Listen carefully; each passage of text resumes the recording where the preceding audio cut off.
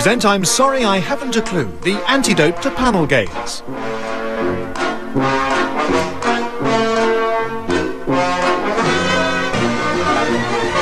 At the piano is Colin Sell and your chairman is Humphrey Lyttelton.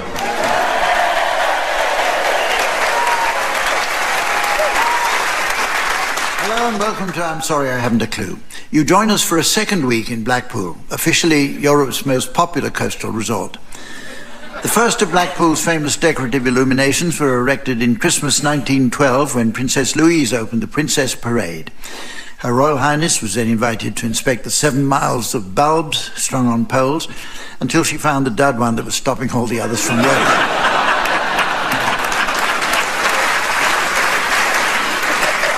The most famous pioneer of Blackpool's amusement business was Thomas Parkinson, who opened his first establishment on Queen's Promenade in the 1890s. As it was little more than a tiny wooden hut providing light refreshments, dancing and bingo sessions, he took its title from the book Uncle Tom's Cabin. And appropriately, every Friday night, the star bingo prize was a trip to the West Indies. Chained to 2,000 Africans in a leaking hut. In the 1930s, George Formby was a regular favourite at the Winter Gardens. With his trademark gap teeth and ukulele, he stunned everyone when, in 1975, he came out of retirement in Kinshasa to fight Muhammad Ali for the World Heavyweight title.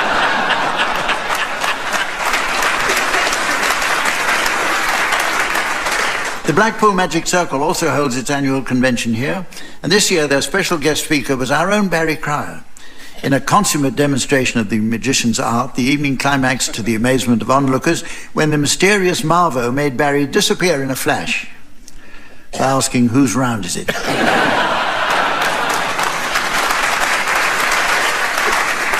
We are fortunate today in being guests of Blackpool's Grand Theatre, whose proud boast is they'll only ever employ the biggest names in show business. On my right, Timothy Edward Albert Mandy Rice Brooke-Taylor and Lord Anthony Hawkes of Brighton and Hove. And on my left, Barry Barney McGrew Cuthbert Cryer, OBE SFA, and Dr. Graeme Angus Dougal Kensington Garden.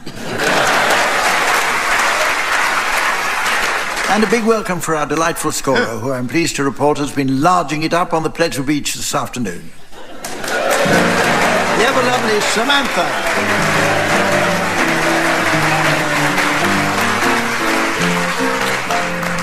We start the first round with some new definitions.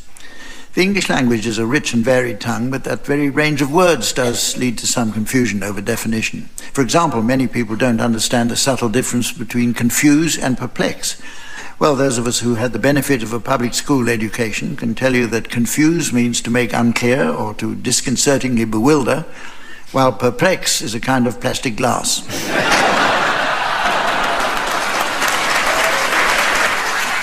But as the language is constantly changing, I'd like the teams to provide some new definitions they may have spotted lately. Tony, would you care to start, please? Macadam, the first ever Scotsman.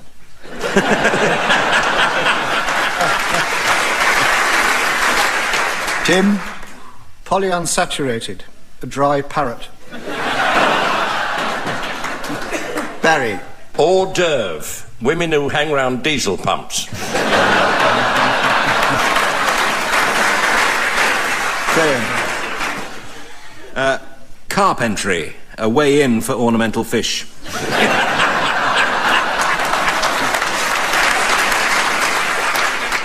Pokemon.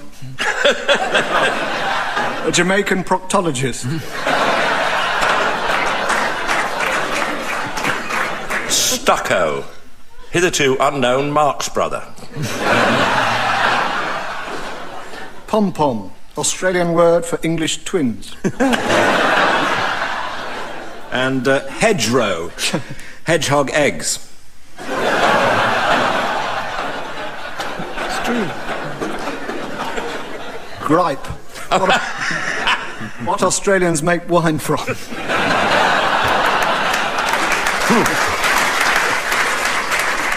Extemporary, permanent.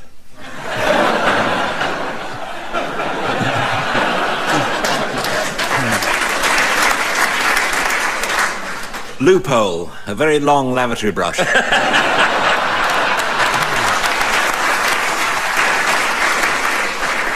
Hot pot, stolen drugs.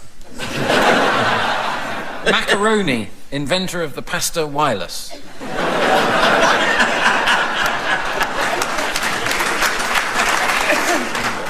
Hormone. No, forget it. OK, the teams... Merseyside, killing of Scousers.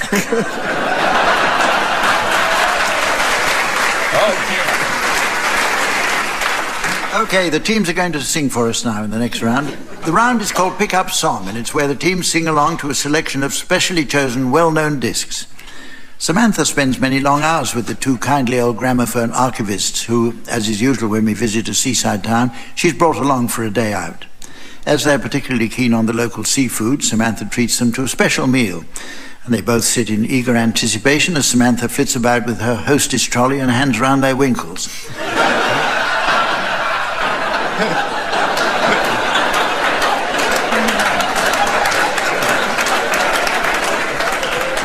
Well, I see she's back from doing that and poised over the turntable, eager to give the discs a spin.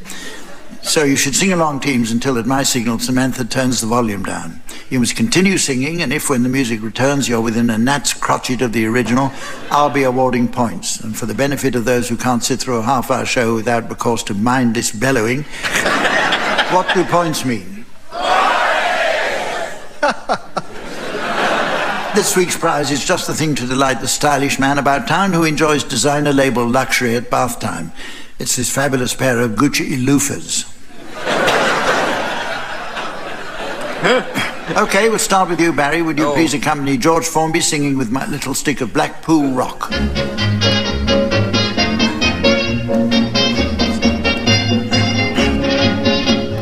Every year when summer comes round, off to the sea I go. You taking the piss? I don't care if I do spend £1. I'm rather rash, I know. See me dressed like all the sorts, in my blazer and a pair of shorts, with my little stick of Blackpool Rock. Along the promenade I stroll. It may be sticky, but I never complain. It's nice to have a nibble at it now and again.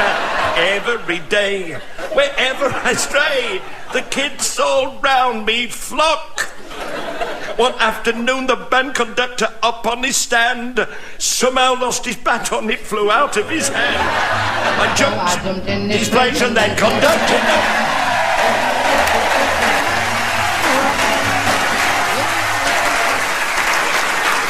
OK. Get it out nice again. Graeme, now, would you please accompany Frank Sinatra singing You Make Such a happy individual, a moment that you speak. I want to go play hide and seek. I want to go and bounce the moon just like a toy balloon. You and I are just like a couple of tots running across the meadow, picking up lots of forget-me-nots.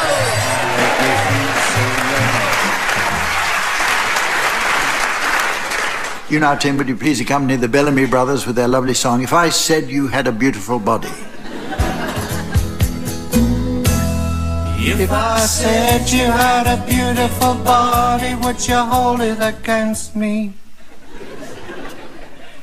If I swore you were an angel, would you treat me like the devil tonight? If I was dying of thirst, would your flowing love come quench me? If I said you had a beautiful body, would you hold it against me? Please. Now we can talk all night about the weather. Stupid thing to do. I could tell you about my friends out on the coast. I could ask a lot of crazy questions. Oh, please come back in. Or ask you what I really want to know.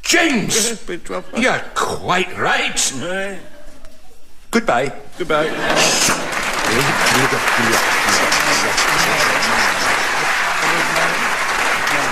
Right, you've got 3 seconds. Well, the trouble with Mary being a stranger on a train? Ooh. So warm. We think Mary might be in there somewhere. Yeah. Something about Mary? No. Right, next up it's the general knowledge quiz. It's called What's the Question, teams? I shall provide some answers while your job is to suggest what the original questions might have been. And Tim, we'll start with you. What question might have prompted this answer before the match? When do we know that an English cricket team are going to lose?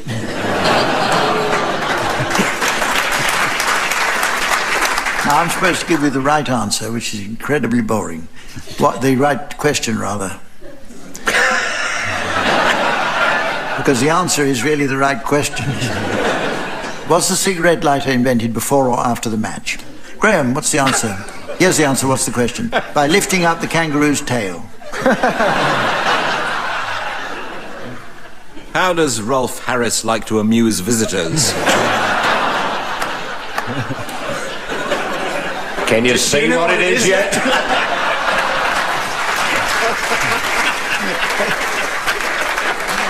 In stereo. The correct question is, how can you stop a kangaroo from hopping? What? Right, Barry, now, what question provoked this answer? They can mate over 50 times a day. What can high-speed chess masters do? Thank you.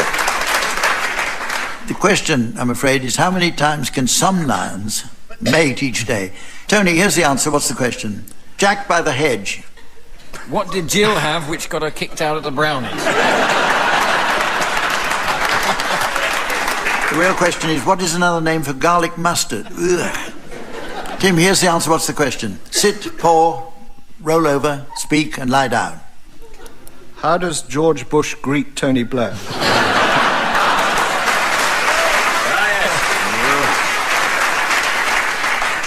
Correct question is, what are the 5 most popular dog commands? Who the hell finds out all these things? They do a survey of dogs.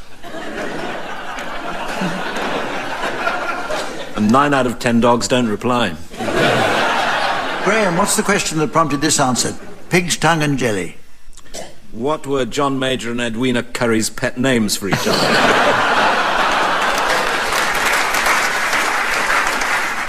Well, the answer is, what are the main constituents of the French dish museau? Barry, here's the answer. What's the question?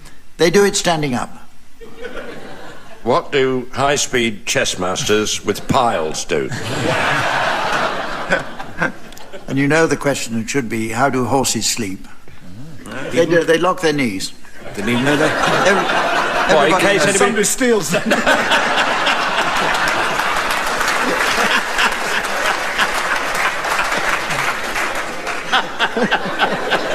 Now, here are some answers for anyone to provide questions to.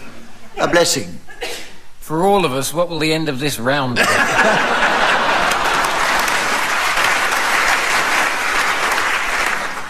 Not quite. The question is, what is the collective noun for a group of unicorns? Now, here's an answer. They vomit up their stomachs, so they're dangling out of their mouths before digging out the stomach contents with their forearms, and then swallowing their stomachs back down again. What's unusual about dining with the Hamiltons?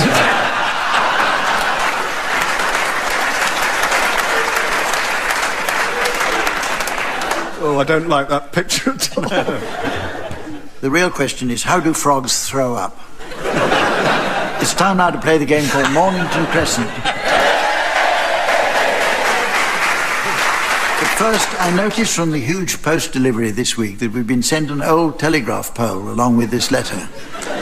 They come from a Mrs. Trellis of North Wales. She writes, Dear Angus, thanks for the call last night. So sorry I wasn't available to join you at the Rill Motor Lodge for a can of Coke. Despite the bad line, I could just make out what else you were after, so I've sent along some friends from the Ladies' Methodist Chapel with a nice piece of steak. I hope you enjoy your rump with 2 Protestants.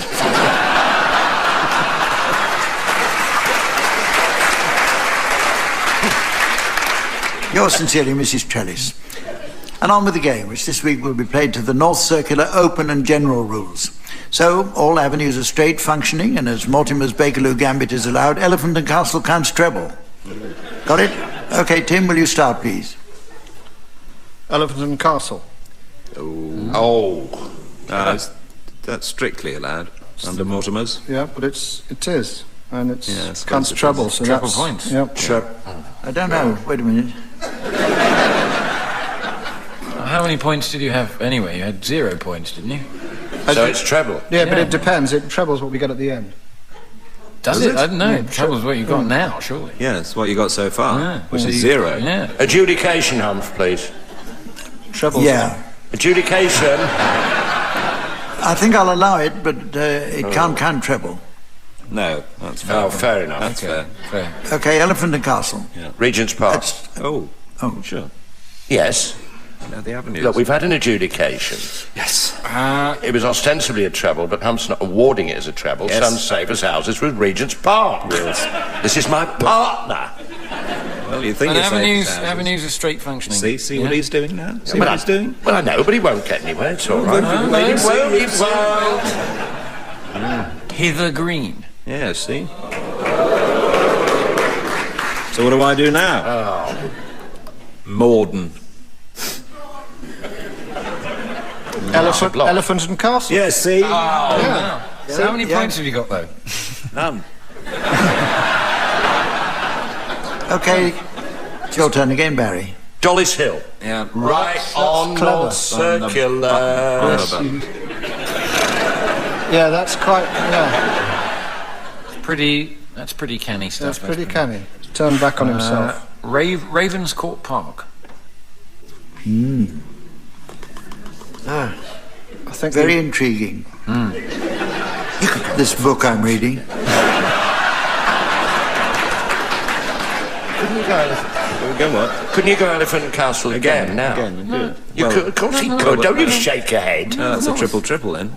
Yeah. Elephant and Castle. Yeah. Elephant and Castle. No, you can't. No. Yeah, yes, no, yeah, you can triple. castle it, Yeah, yeah. but that spoils the game. Oh, come on. Triple we've had. Come on. And then you go, fourth. No. No. Be a sorry. sport. Adjudication, Humph. Yes, that's right. Carry on. He's just done a fourth on a triple, so it's me, isn't it? It's you. Yeah. It's you. Yeah, it's you, Barry. Neasden. Yeah. Bulls. What? Bulls Pond Road. I might have played into their hands with that. Yeah. Earl's, Oh God. Oh, no. Earl's Court. Mornington Crescent. Oh, no.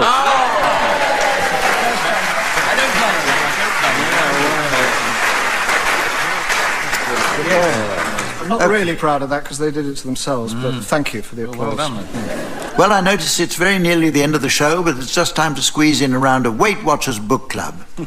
Samantha tells me she has to nip out now as she's off to see her personal trainer for a fitness demonstration. She says she's looking forward to him showing how he gets the fat down and pounds off in front of her.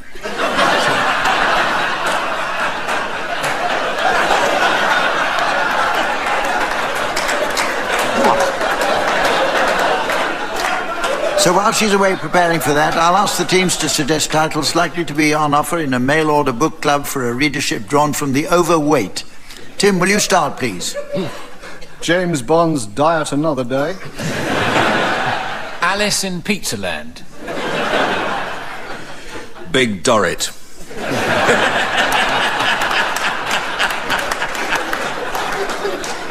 A Tale of Huge Titties. I'm sorry. By Charles Thickens. Around the Waist in 80 Days. The Thin Man. 2 Kilo Mockingbird. Excellent. The Return of the Thin Man. The Lion Bar, the Sandwich, and the Wardrobe. Anorexic Karenina. The Diary of Ham Shank. Schindler's List of Things You Can't Eat. Harry Potter and the Philosopher's Scone. Or Fatty Potter and the Loss of a Stone. Excellent. The Thin Man Goes Home. Round Island with a fridge packed full of low-fat yoghurt. Behave yourself. And so, ladies and gentlemen, as the dentifrice of time gently secures the top set of destiny, before it's ripped out by the Werther's original of doom,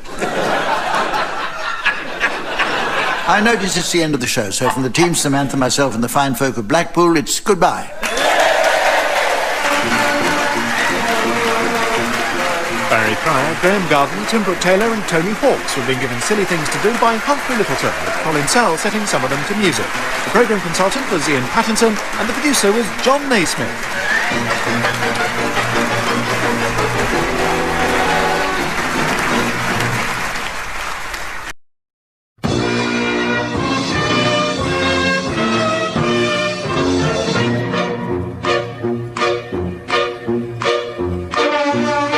We present I'm Sorry I Haven't a Clue, the antidote to panel games.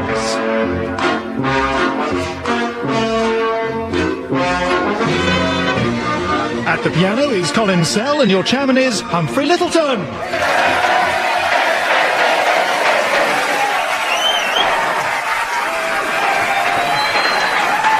Hello.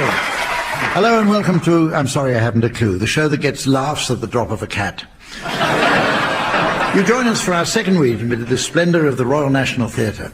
The National actually comprises 3 stage venues: the Olivier, which is named after Sir Laurence Olivier, the Cottesloe, which isn't named after Sir Laurence Olivier, and our venue today, the Lyttelton, named after a relative of mine, Oliver Lyttelton, 1st Viscount Chandos and the theatre's first chairman.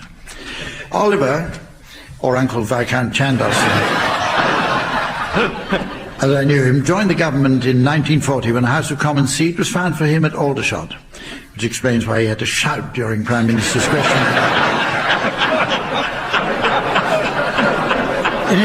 In his capacity as head of non-ferrous metals, Oliver organised the war effort campaign to collect pots, pans and kettles for the RAF. But Bomber Command found that dropping high explosives was more effective. Since his time as chairman, the National has seen many varied productions, from Beckett's Happy Days, famously featuring Dame Peggy Ashcroft in the lead role of the Fonz,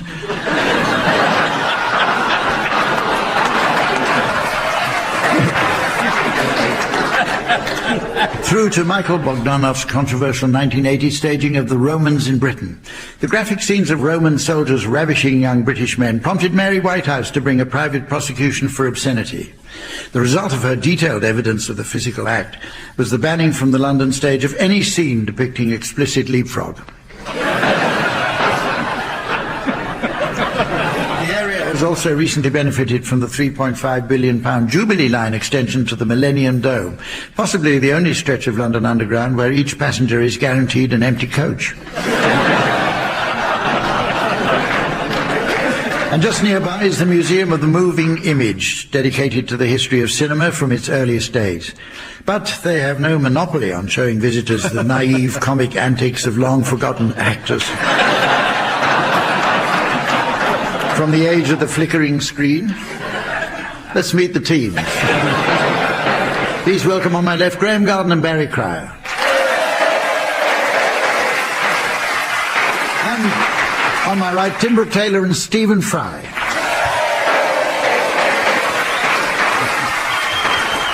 And taking up her usual position and ready to score, please welcome the ever delightful Samantha.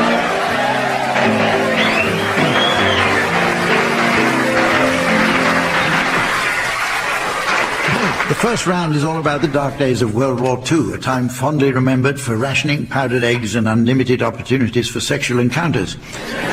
There was a time when, in the face of adversity, romance was often in the air, except in single-seater fighters, obviously.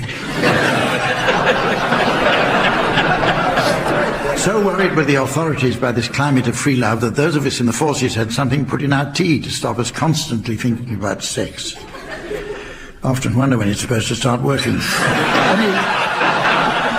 Any romantic encounter requires the right chat-up line, teams, and I'd like your suggestions, please, of some that might have proved successful during wartime. Stephen, will you start? All POWs are welcome to share my tunnel.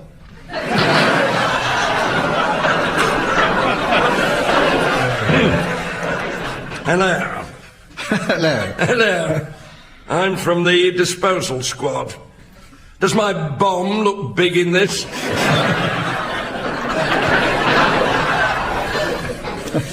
Put that light out. It's all right, I said VE.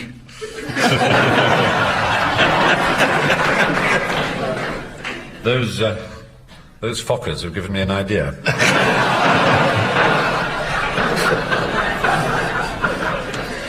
I've been trained how to handle bazookas. I think we should both take off our gas masks first. Oh, you already have.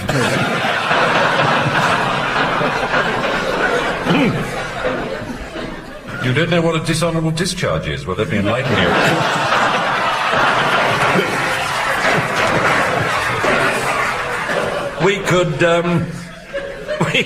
We could lie down on that. A sandbag? They say we should all pull together. Stop or I'll shoot.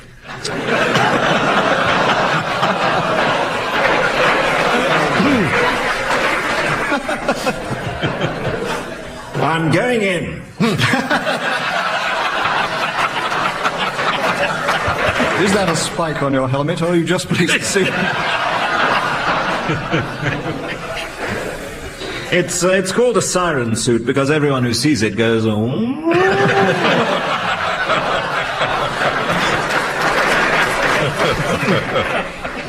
Okay, the next round is a musical one called Pick-Up Song. This is where the teams sing along to a selection of popular discs, specially chosen by Samantha. Oh, God. Samantha spent several hours down in the gramophone archive earlier, choosing 4 of the very best. And those magnificent hits are about to be given an airing for the team's delight.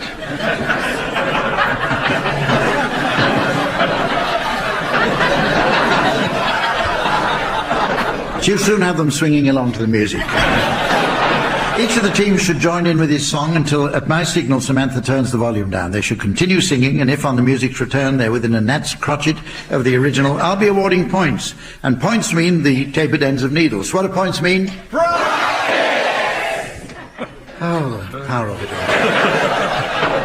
all. This week's prize will suit anyone who likes to make their eyelashes look their best on February the 14th. It's this St. Valentine's Day mascara. Okay, we've got 2 duets today. The first for you, Barry and Graham. Would you please accompany Frank Sinatra and Shirley MacLaine singing Let's Do It? Even in France, the best opera sets do it. Lithuanians, and let's do it. Let's do it. Let's fall in love. In old Japan, all the Japs do it. Up in Lapland, little Laps do it. Let's do it. Let's fall in love. The Dutch in old Amsterdam do it.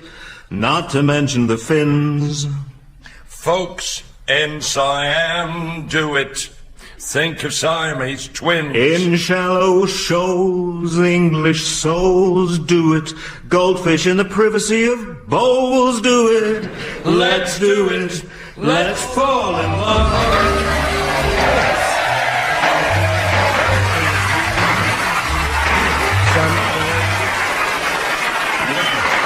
Okay, you now, Tim and Stephen, would you please accompany Rex Harrison and Julie Andrews singing The Rain in Spain from My Fair Lady? The rain in Spain stays mainly in the plain. The rain in Spain stays mainly in the plain. Again? The rain in Spain stays mainly in the plain. I think she's got it. I think she's got it. The rain in Spain stays mainly in the plain. By By George, she's got it. By George, she's got it. Now, once again, where does it rain? On the plane! On the plane! And where's that soggy plane? In Spain! In Spain! Providence! The rain in Spain stays mainly in the plain. Aha! The rain in Spain stays mainly in the plain. Hartford, Hereford, and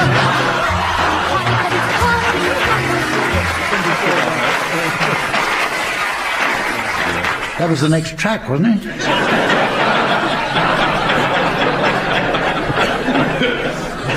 Spot on. Our next game is Sound Charades, which we adapted from that great TV game, Give Us a Clue. A concept of unrivaled brilliance. Oh, yes, we certainly recognise sparkling originality when we steal it. In the original version, the players mimed a well-known book, film or song within a strict time limit after taking a card with the title. The master of the game was Lionel Blair, and who can forget the unbridled enthusiasm with which he picked up a Scottish soldier to finish off against the clock.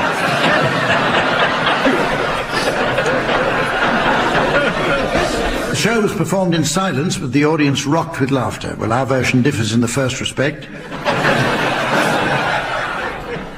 And in the second respect. OK, Tim and Stephen, you're to start, please, and your title will be displayed to our theatre audience via the laser display. And here's the mystery voice for listeners at home. Galaxy Quest. Galaxy Quest. Right, you're guessing this one, Barry and Graham. Off you go, Tim and Stephen. What is it? It's a film. 2 words. Film 2 words. And it goes like this, all at once. I feel like a bar of chocolate. What sort? Oh, what's it called? You know the one that's, Oh, yeah, well, let's go to a sweet shop and see if we can find the one that you're after, the specific one that you're after. Let's see if we can find it, shall we? Good idea. Yeah. Good night. The end.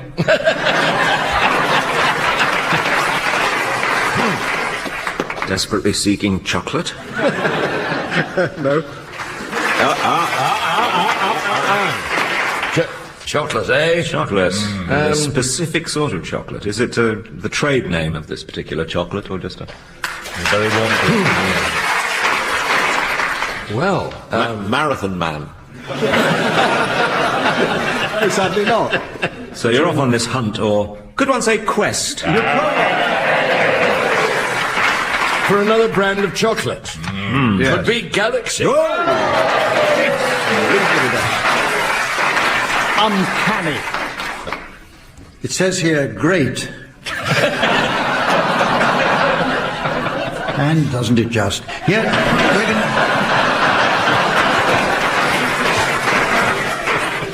Right, your turn, Barry and Graham. Your title is now being exhibited on the laser display board, and here again is the mystery voice for listeners at home. U571. U571. And it's a film. Film. Okay. Words? None as such. No, fine.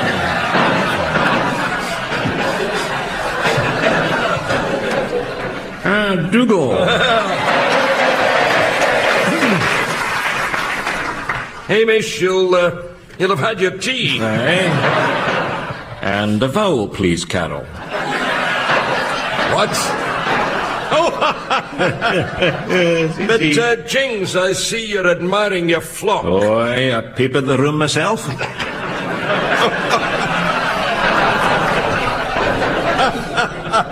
Oh, what a lot of sheep you've got. Where? Oh, yes. I got 600, 300 rams and 300 lady sheep.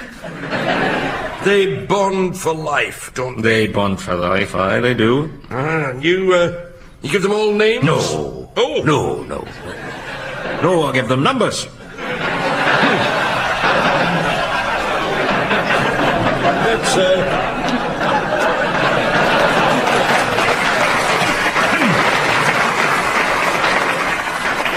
That's a fine ram over there with his cuddly horns. Oh, yeah, great ram. That's ram 570. Oh, and is that his lady love? Well, giving away no secrets. The next one up. Next one up if things go right.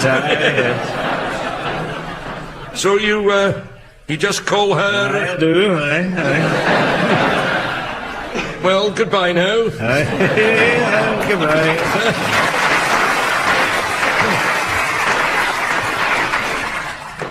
Would you be something to do with it?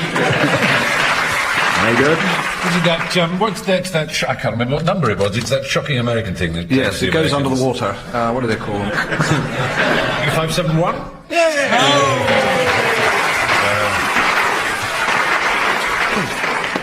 OK, it's now time to play the game called Mornington Crescent.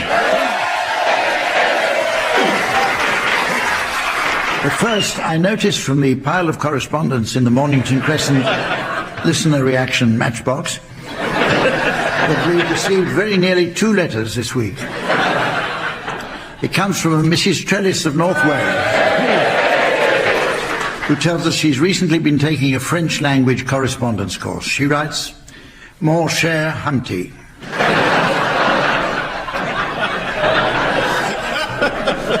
Zut alors. Oi, oi, oi. Many de mes amis ici en Wales du Nord reconnaissent votre programme est un grand pile de compleurs.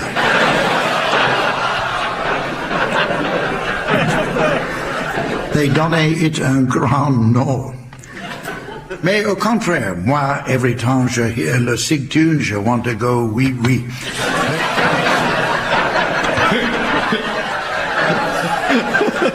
Votre sincerely, Mrs. Trellis. Now, on with the game, which is where at the very birthplace of Mornington Crescent will be played to Lord Grosvenor's original Metropolitan rules. This version was devised during his influential period as Minister of Tourism, and the emphasis is very much on scenic routes. National monuments score double, zones 1 and 2 only, please. OK? Tim, will you start? The Mall.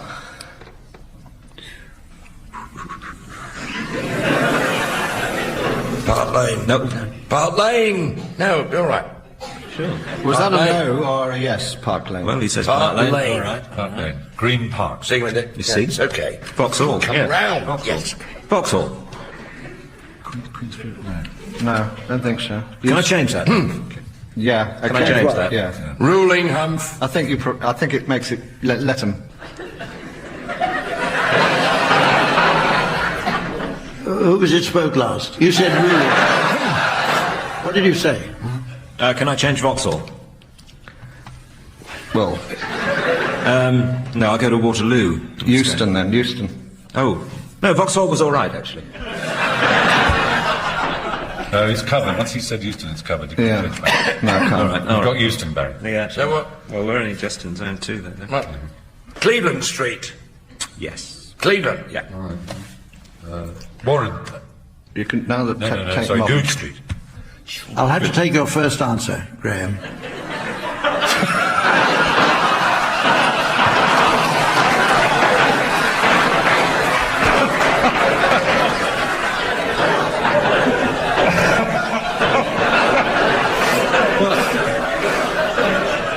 What, Vauxhall? Yeah.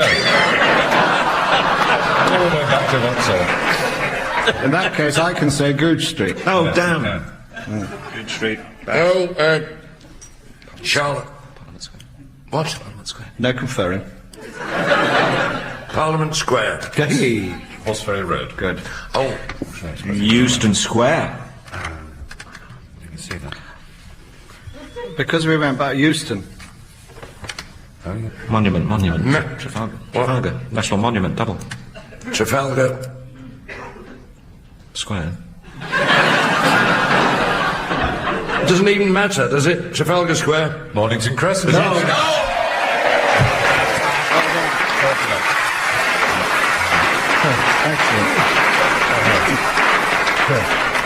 Our next game is called Complete Quotes. This shouldn't be confused with the game about builders' estimates. That's incomplete. Okay, I brought along a selection of recordings of famous people speaking who've been interrupted in mid-sentence, and the team's job is to try to complete them. I've got Elizabeth Taylor for you. Totally came as a surprise to me. I had no inkling. It was just like, what? I can't believe it. It's like, me? I'm getting A verruca? Jim, now, Ian Paisley for you. They use bribery, they use corruption, they use lies, they use deceit, but... I use a condom.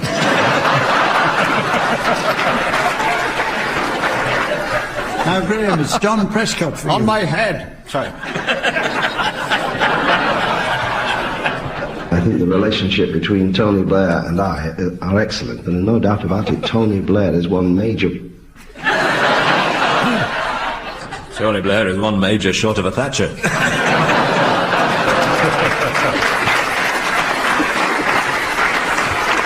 Stephen, here's an interview with Hillary Clinton for you. These charges came as big a shock to you as anyone. And to my husband. I mean, he woke me up Wednesday morning and said, "You're not going to believe this, but..." And I said... And I said...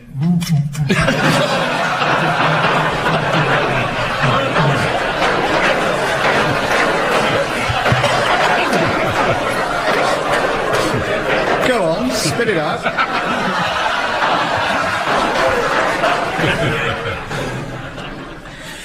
Right now, Tim, here's the Queen for you. Ena haiha. E mihi. Anako tene kia koto katoa. Ying tong,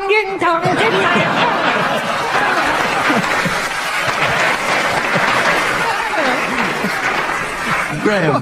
What's that? Graeme, once more, Prince Charles for you. Comisario General, Ministro, Damas y Caballeros. Looking for El Disco.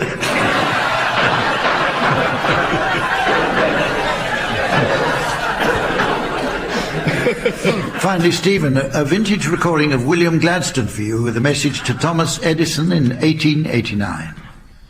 Dear Mr. Edison, I am profoundly indebted to you, not for the entertainment only, but for the essential Ibiza Fat Street Dub Mix compilation which you sent. It is seriously bitching. The next round is a musical one.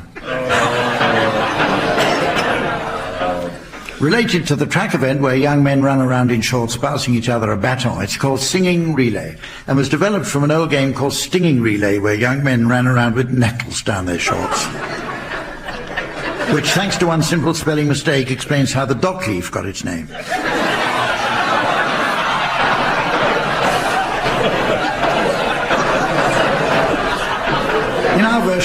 In our version, the teams take turns to sing a song as a duet, but performing one word each at a time.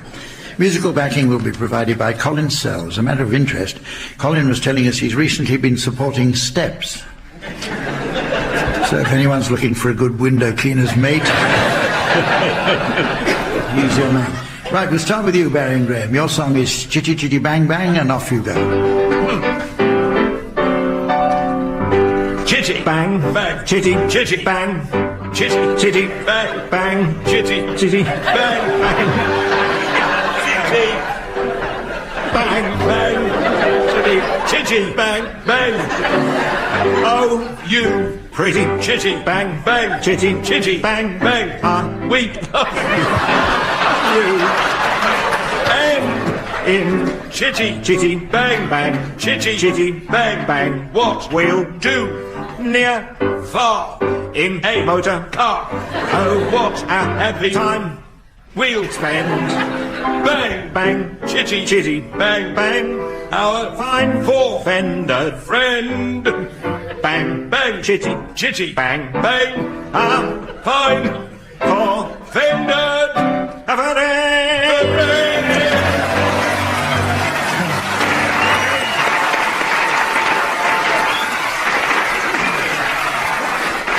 Okay, Tim and Stephen now. Your song is Supercalifragilisticexpialidocious. Take it away, please.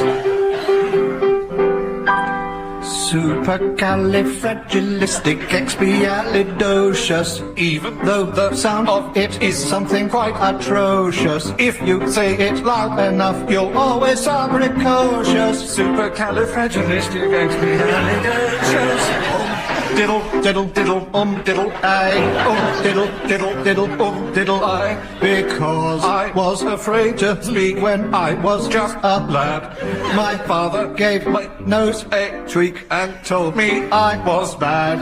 But then one day I learned a word that saved me aching nose.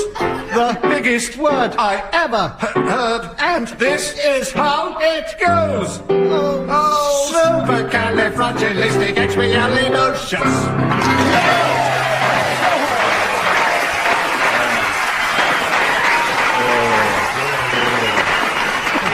Well, it's almost time to end the show, but not before we fit in a round of Pensioners Book Club. Samantha has to nip out again to see an elderly lord who regularly complains to Radio 4 about their parliamentary coverage. She says she thinks he's even going to start getting a little hard on Today in Parliament.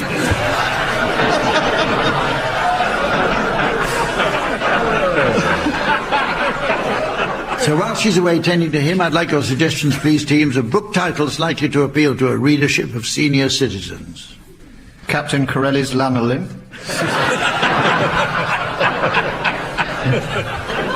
The postman always has to ring 18 times.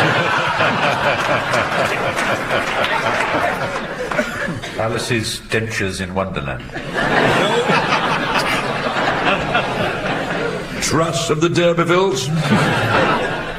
1984. Bingo! This is very good one. The almost totally complete I'm sorry, I haven't a clue who I am. The Sherry Orchard.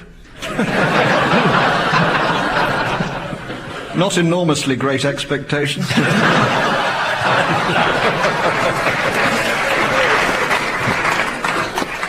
Senseless Senility.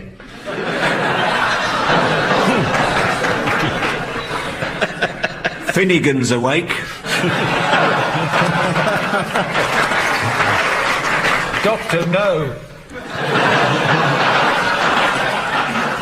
Remembrance of Times. So, ladies and gentlemen, I notice it's the end of the show. And indeed the end of another series. And with that news, we feel nothing in our hearts, if not deep sadness and tearful regret. So, nothing it is, then. And with that, from Samantha, the teams, myself and the good folk here at the National Theatre, until the autumn, it's goodbye.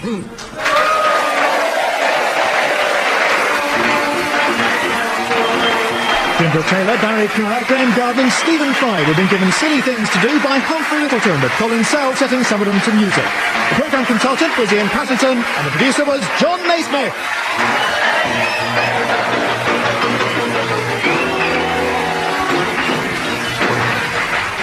And that show first hit the airwaves back in June 2000. Well, it might be the end of the series, but the great thing about BBC 7, of course, is that we just keep them coming. And you can guarantee there'll be more from the Clue team at the same time next week. We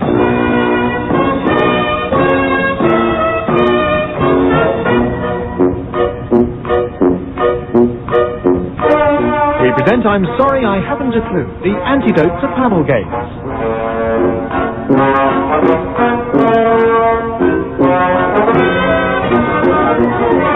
At the piano is Colin Sell and your chairman is Humphrey Lyttelton.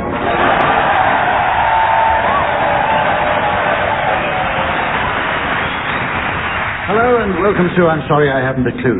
You join us today at the Pavilion Theatre in the fine city of Glasgow, founded in the year 550 AD by St Mungo.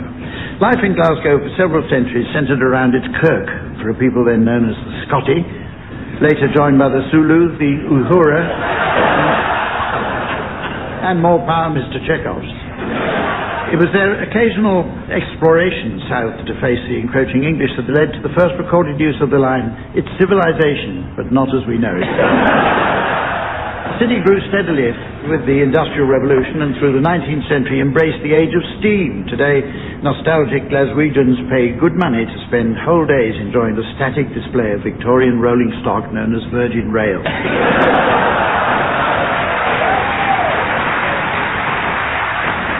And that's not the only display of immobile museum pieces currently available to us.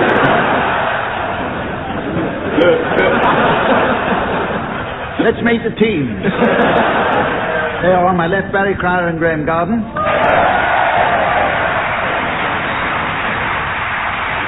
And on my right, Fred Macaulay and Tim Brooke-Taylor.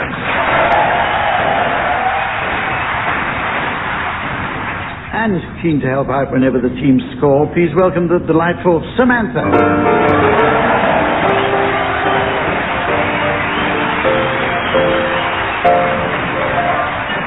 Okay, teams. Can I just say, this is the first time I've been on this show, and I had no idea she was that pretty. You'll learn. The first game is called New National Anthems. As the political map of the world continues to change, many nations feel the need for a new anthem. As an example, the Scots have in recent years taken to singing O Flower of Scotland, a fine tribute to the baking products of Mr. McDougall. In this round, teams, I'd like you please to suggest titles of popular songs that might be adapted to serve as national anthems for countries around the world. Will you start, please, Barry? Barbados.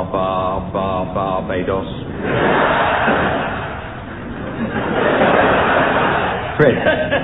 I thought we might have one for Scotland, since that's where we are, and it's going to be Taiwan Yellow Ribbon Round the Old Oak Tree.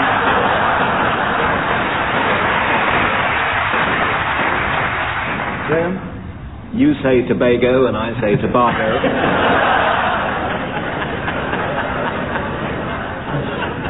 Tim? It's that Pinochet moment.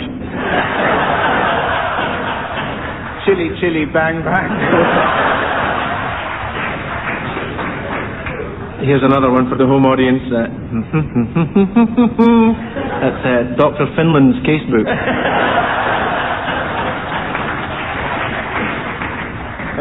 If you New Zealand like I know Zealand. Turkey, turkey, cheek, cheek. Never mind the lyrics. And one for Australia and New Zealand, and tippity-doo-dah. Crashed Bangladesh, what a picture. Papua backwriter.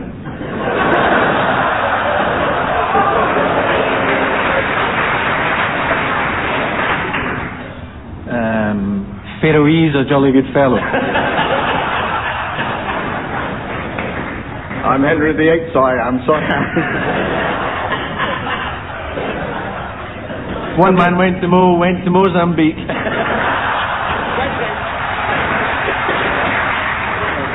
We're going to have a musical round now called One Song to the Tune of Another. A game that really couldn't be much simpler, except that one shouldn't be confused by the use of the word one. That's one as in one song, not one as in one shouldn't be confused. The teams take two songs, and that's two in the sense of the number two, not the teams take two songs as a duck to water. In fact, now I think about it, the teams don't take to songs like a duck takes to water, nor do they take to two songs any better. And I say two as in towards the number, not as in tutu, the ballet skirt or South African bishop. Not that they often sing songs about archbishop skirts anyway. Let's hope they never do. I couldn't face having to explain their taking to tutus two songs.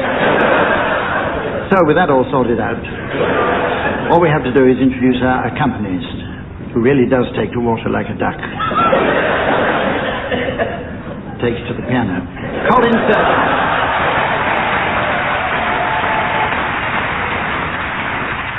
Tim, you can start. I'd like you to sing the words of One Man Went to Mow a Meadow to the tune of Somewhere Over the Rainbow. One man went to mow a meadow. One man and his dog, woof, woof, went to mow a meadow. Two men went to mow a meadow. Two men, one man and his dog, woof, woof. Went to mow a meadow, 3 men went to mow a meadow, 3 men, 2 men, 1 man and his dog. Where's the accompaniment for? To mow a meadow, 4 men went to mow a meadow, 4 men, 3 men, 2 men, 1 man and his dog. Woof, woof.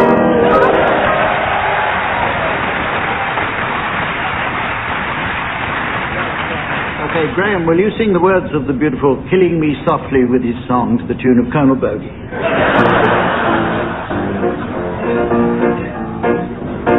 Just drowning my pain with his fingers, singing my life with his words, killing me softly with his song, killing me softly with his song, telling me my whole life with his words, killing me softly with his song. I heard he sang a good song, I heard he had a style, and so I came to see him and listen for a while.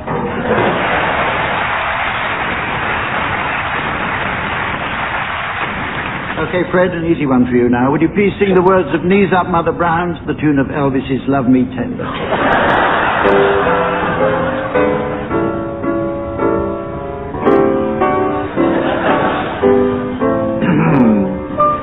Knees up, Mother Brown.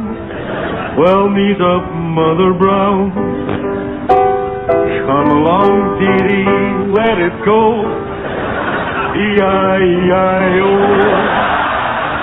It's your bloomin' birthday, let's wake up all the town. So knees up, don't get the breeze up. Knees up, Mother Brown.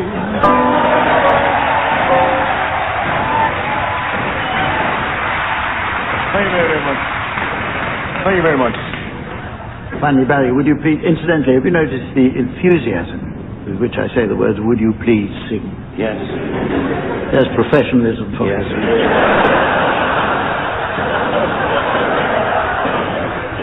Barry, would you please sing the words of I'll Take You Home Again, Kathleen, to the tune of the William Tell Overture?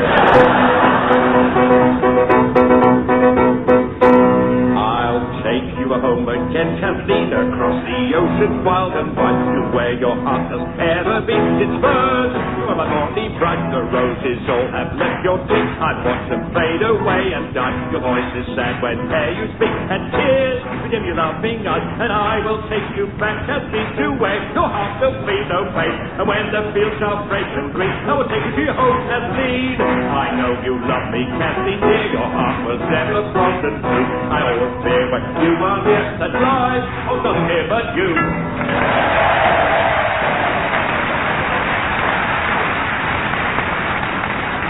Okay, we're going to play a Scottish version of the old observational party game teams, which I see has now been retitled Och, I Spy.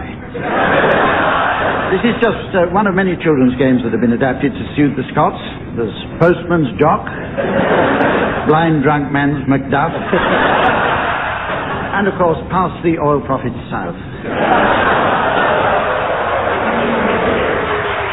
Okay, Barry and Graham, will you start, please, by giving Tim and Fred the first letter of the Scottish item you have spied? How can I spy with my little eye? Something beginning with Y. Why? Is it yon table?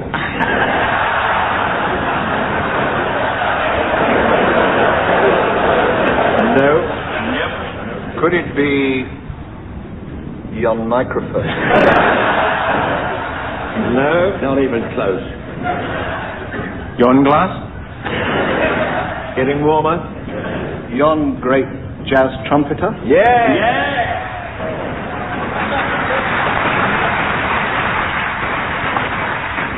You won't get any bonus points for that. Okay, now I have an instruction here. It says Tim and Fred have a go when they've guessed it.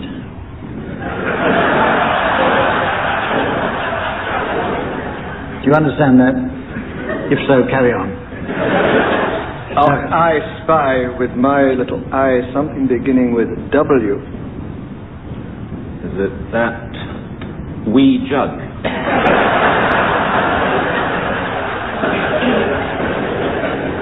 No. Wee Colin Cell? No. Is that wee table? Getting warmer. Or that wee Tabix?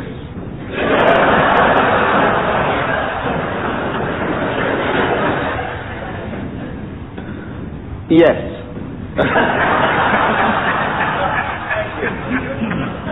We're going to have a round now which I've adapted from the erstwhile popular TV program called Who's Baby? That was the show where the children of a celebrity of the time, say Britt Ekland, for example, would line up and provide clues, and then she'd try to remember who their fathers were.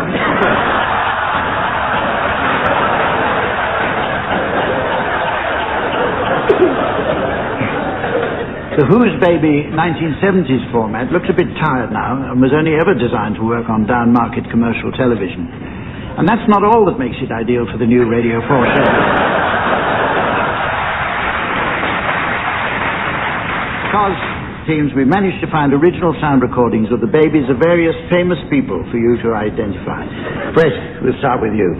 Can you tell me whose baby this is, please?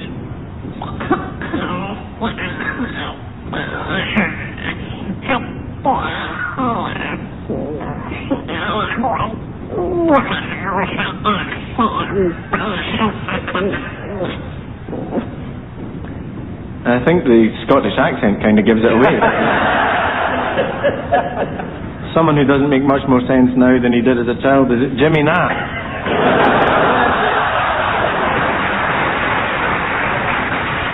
Your turn now, Graham. Whose baby is this?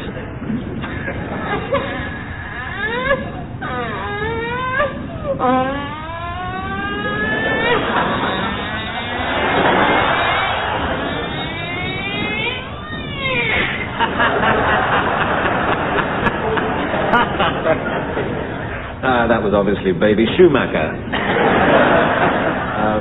You could tell that by the constant whining.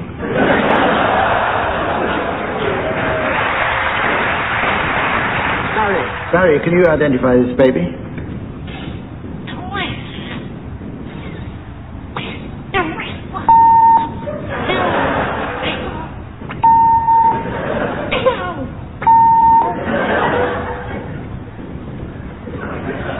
Crying, sniffing, bleeping. Liam Gallagher's baby. How did you reach that conclusion? Liam Gallagher is a popular singer of the day. Popular singer, a crooner. I see. When he married Miss Kensett, they cut the coat.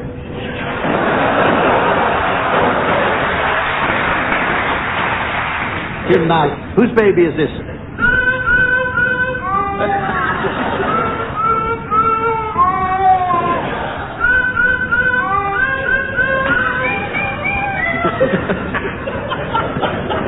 I couldn't hear that. I think that was Beethoven's first movement.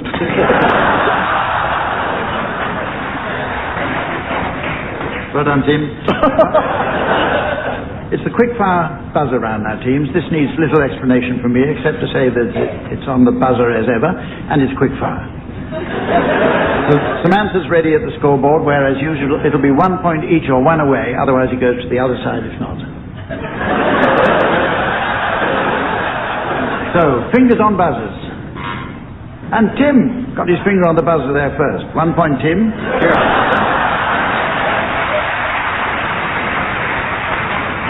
And on we go. So, fingers on buzzers. That was Barry.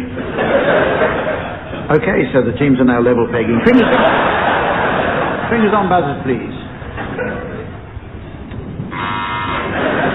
Last, Graham. Yeah.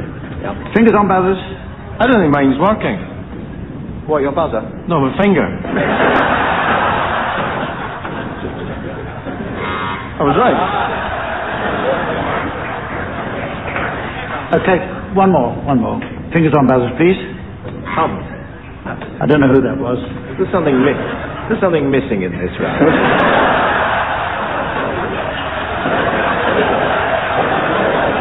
Just because you're losing.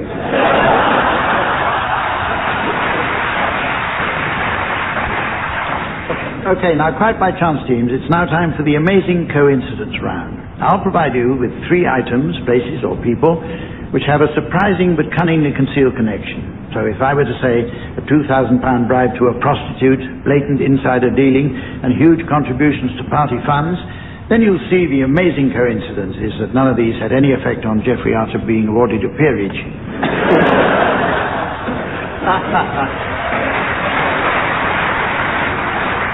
I've got here some of my favourite amazing coincidences. I'd like the teams to take a stab at guessing the connection. We'll start with you, Graeme. Can you please connect a bottle of Head & Shoulders, Ian Paisley, and the European community? Yes, I can, I think. Astoundingly, both Paisley and Head & Shoulders have had a run-in with the EC because a new EU ruling has come out that Head & Shoulders has to change its name because the bottles don't actually contain any head or shoulders. Or at least not very much. And the town of Paisley has had to change its name for fear of being confused with the Reverend Dr. Ian Paisley. The town will now be known as Noisy Bigot.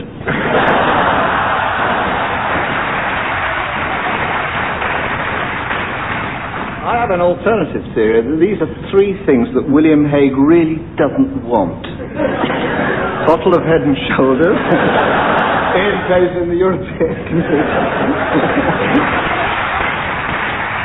After which, I've got to tell you what the boring real answer is. Irish men suffer less from dandruff than any other European country.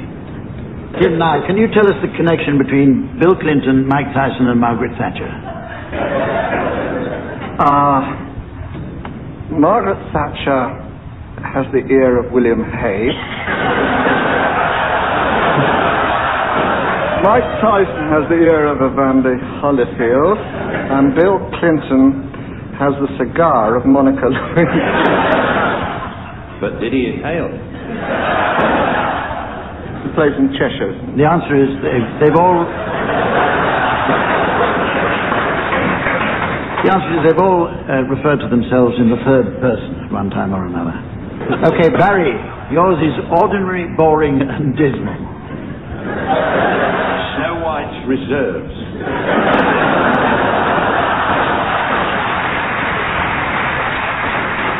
Would you believe they're all places in America? Okay, Fred, what's the connection between a guinea pig, the Duke of Edinburgh, and first-degree burns? I think the connection might be what they're not. You don't get a pig for a guinea. Duke of Edinburgh doesn't come from Edinburgh, and Burns didn't go to university. He was a farm labourer.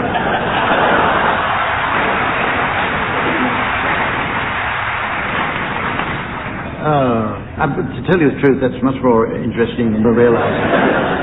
Prince Philip is patron of the Guinea Pig Club devoted to treating airmen suffering from burns. Let's put the mockers on that. Oh, and there's one more here. What connects moving into a sorry. I'll read that again.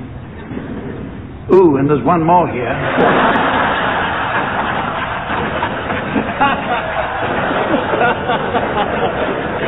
What connects moving into a new home, squeezing a pimple, and old age? Do they all necessitate new carpets?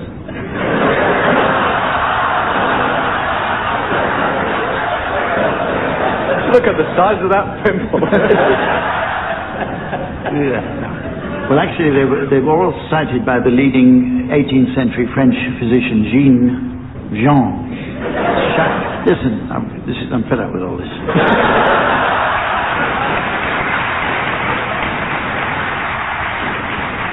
The teams are now going to play a game called Cheddar Gorge, where the object is never to complete a sentence, as the title so obviously implies. Cheddar Gorge is, of course, just one of many games taking their titles from places of interest around the world. From the Scottish island where St. Columba landed comes Iona Cathedral, a game played by bishops who like to boast a lot. In Australia, Sydney Harbour Bridge is a card game for 4 people, all called Sydney Harbour. And in the USA, they like to play Camp David, the winner being the one who does the best impression of the president's hairdresser. So, teams, I'd like you each to utter a single word in turn. Anyone completing a sentence will be eliminated. The subject is James Boyle, controller of Radio 4, defending his new schedule on the popular and long-running program Feedback. Will you start, please? Tim Brooke-Taylor. I will have the first opportunity to close one of my least and, moreover, lesser programs in a large day.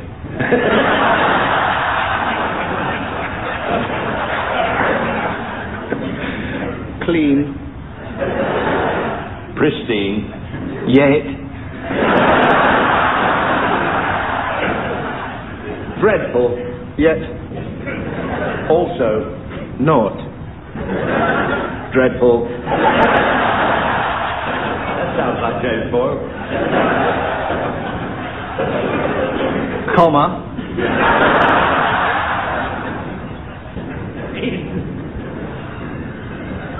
between my own very attractive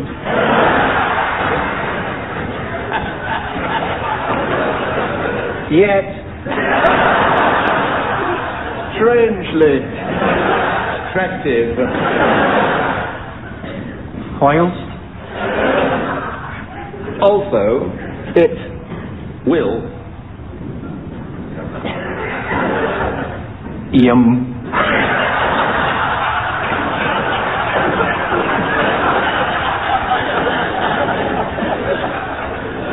finally I will Amina. I've not really got the hang of this, have I? I think you might have created a proper game. I'll get my coat. Good night.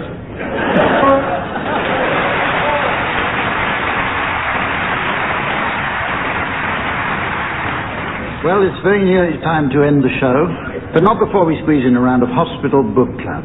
Incidentally, Samantha tells me she's off with a team of local paramedics this evening. They're so excited at the thought they just can't wait for her to arrive so they can get their ambulance and stretch her out for the night.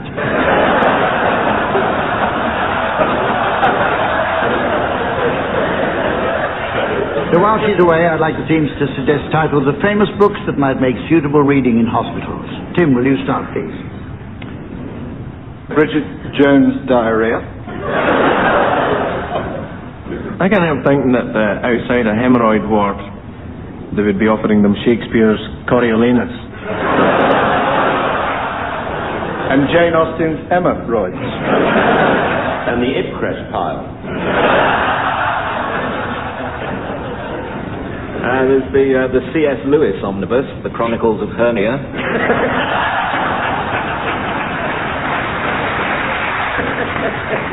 Dial M for matron.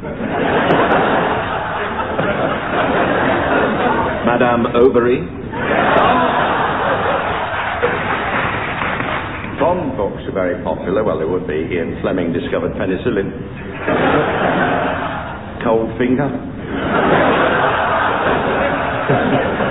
Doctor, no! Thunderbowel. I reckon that the Department of Urology would be a fair place for On Golden Pond. On yon golden pond. From here to maternity? Anything with an appendix. John Pilgrim's The Bunyan's Progress.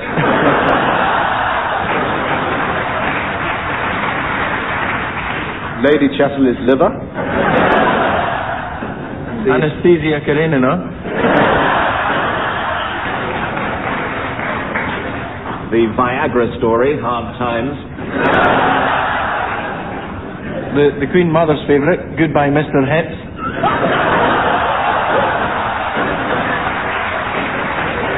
There's also the gynecological books, Womb with a View, and Cool Hand Look.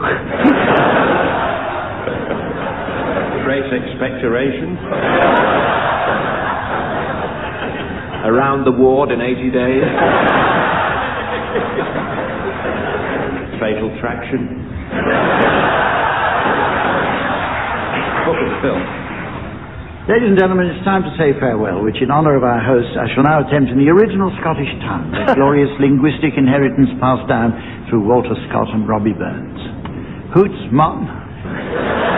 It's a broad bricked, moonlit nicht around my head, and am a wa oot him oop the hoose for my wee neeps and tatties.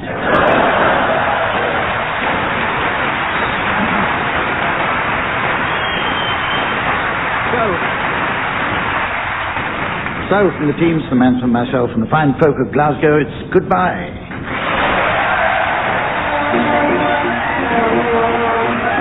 Then Brooke-Taylor, Barry Cryer, Graeme Garden and Fred Macaulay were being given silly things to do by Humphrey Lyttelton, with Colin Sell setting some of them to music. The programme consultant was Ian Pattinson and the producer was John Naismith.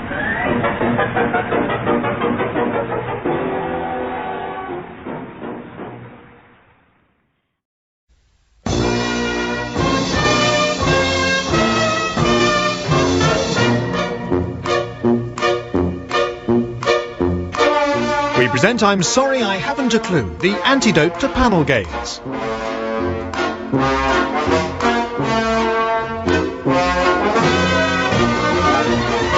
At the piano is Colin Sell and your chairman is Humphrey Lyttelton.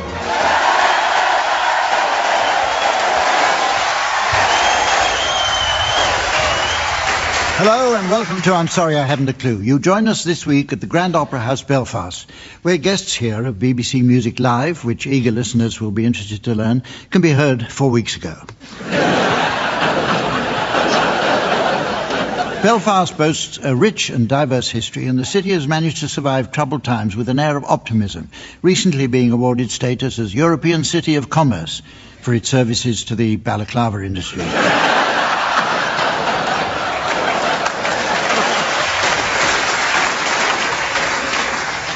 By the Middle Ages, the area around Belfast was noted for its manufacture of fine linen. Famous as the handkerchief capital of Europe, Belfast Linen Mill proudly boasted that the world wiped its nose on their products, while the Newtonard's soft paper mill kept very quiet.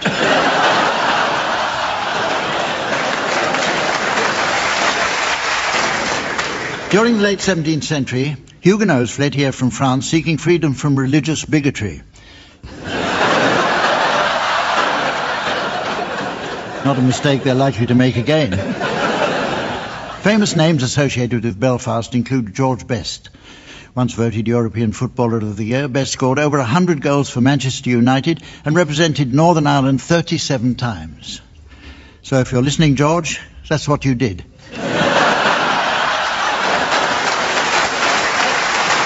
But the real Belfast of today is as much about ordinary folk that no one is ever likely to have heard of.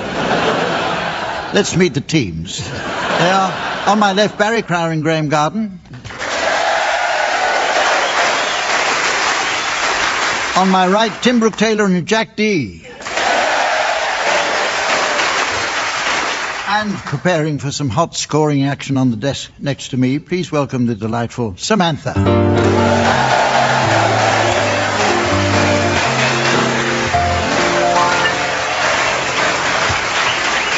Okay, we're going to start with a round called How Wrong Can You Get? This is all about quotations that indicate a complete misunderstanding of how history would ensue.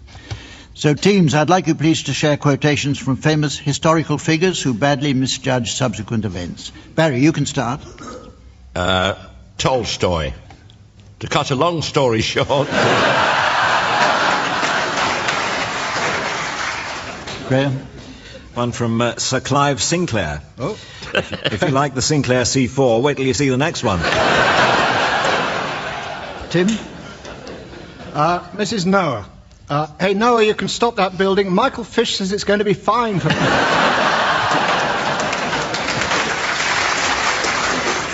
Jack? Goliath. Come on, son, give us your best shot.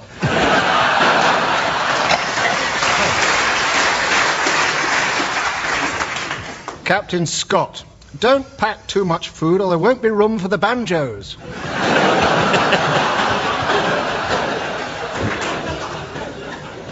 Princess Anne.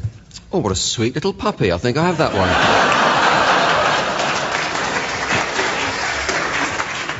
Van Gogh. I'm thinking of getting a Walkman.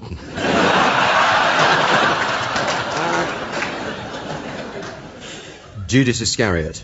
Remember, guys, the one I greet with a kiss, you do the stripogram on.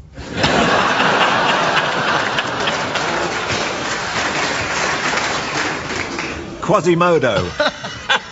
No, seriously, how do I look?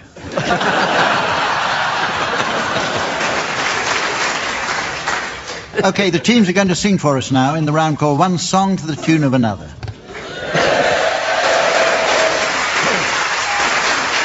Piano accompaniment will be provided by Colin Sell. Listeners may be interested to know that Colin was once asked by Errol Brown to play the piano for Hot Chocolate. Errol said if Colin was any good, he'd throw in some biscuits.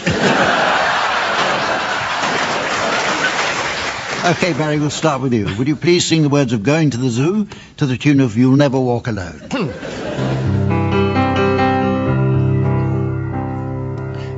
Daddy's taking us to the zoo tomorrow. The zoo tomorrow, the zoo tomorrow. Daddy's taking us to the zoo tomorrow. We can stay all day. We're going to the zoo. Zoo, zoo. How about you? You can come too. We're going to the zoo. We're going to the zoo. Zoo, zoo, zoo, zoo. We're going to the zoo. We're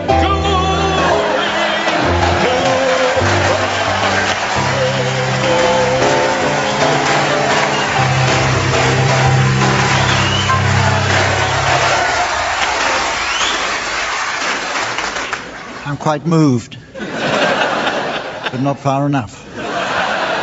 Your turn, Jack. Would you please sing the words of Lay, Lady, Lay to the tune of I Do Like to Be Beside the Seaside? Lay, lady, lay across my big brass bed.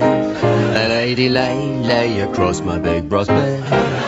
Whatever colours you have in your mind, I'll show them to you and you see them shine. Lady, lay across my big brass bed. Stay, lady, stay with your man a while. Until the break of day, let me see you make him smile. His clothes are dirty, but his hands are clean.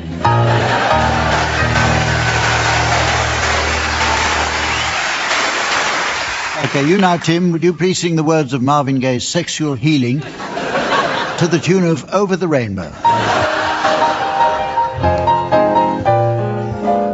Oh, now let's get down tonight. Oh, baby, I'm hot. Just like an oven, I need some loving, and baby, I can't hold it much longer. It's getting stronger and stronger, and when I get that feeling, I want sexual healing, oh baby. It makes me feel so fine, I live, dream my mind. Sexual healing, baby, is good for me. Sexual healing is something that's good for me whenever blue teardrops are falling and my emotional stability is leaving me. There is something I can do. I can get on the telephone and call you up. Baby and honey, I'll know you'll be there to relieve me. The love you give me will be my freedom.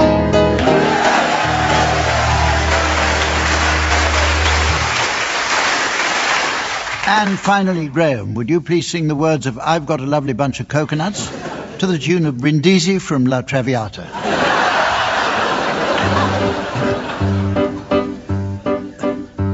I've got a lovely bunch of coconuts. There they are, all standing in a row. Big ones Small ones, some as big as your head. Give them a twist, a flick of the wrist. That's what the showman said. I've got a lovely bunch of coconuts. Every ball will make me rich. Now there stands my wife, the unlovely life, singing roll a ball, a penny, a peach.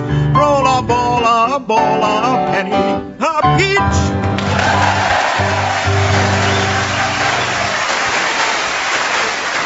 Since we're here as part of BBC Music Live, we're going to involve the audience in a musical game called Karaoke Cokey, which combines karaoke with the hokey cokey. What happens in Karaoke Cokey is this. Colin Sell will play a short introduction to a well-known tune, which the audience should hum for the teams to guess. The first team to buzz in and identify the tune will win points. If they guess it wrong, the audience must pick up again from where they left off. Oh, God. And so on until either someone gets it right or I wake up, whichever comes soon. Audience, the title of your first song will now be relayed to you via the laser display screen. For listeners at home, here's the mystery voice. The well-known Belfast song, I'll Tell Me Ma, I'll Tell Me Ma. OK, audience, Colin will play you a brief introduction, then off you should go.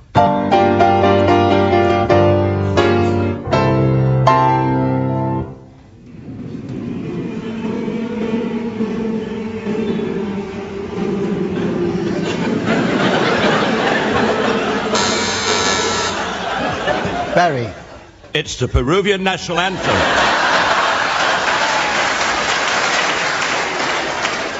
Nope. Graeme. Is it the chorus of the Hebrew slaves? From Mary Poppins? Nope. Tim. I think it's Danny Boy. Nope. Carry on, audience. That's unusual.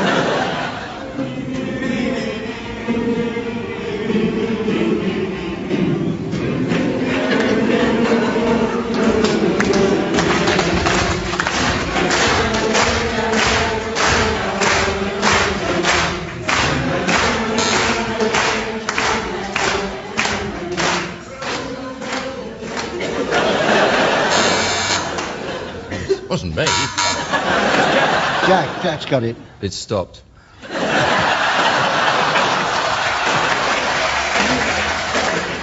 You don't know it, do you? No, we don't. No. It's Beyonce, but I can't remember which one. Tell them, audience.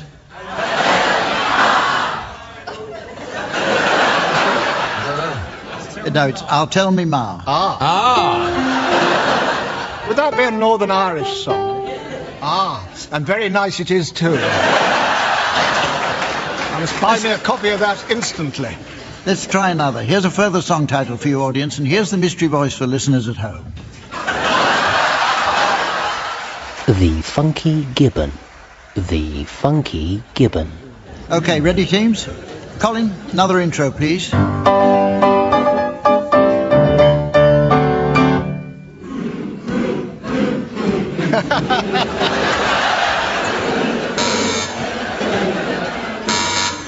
Tim. I think that's the theme for Monty Python. Yeah. Wrong. Carry on, audience.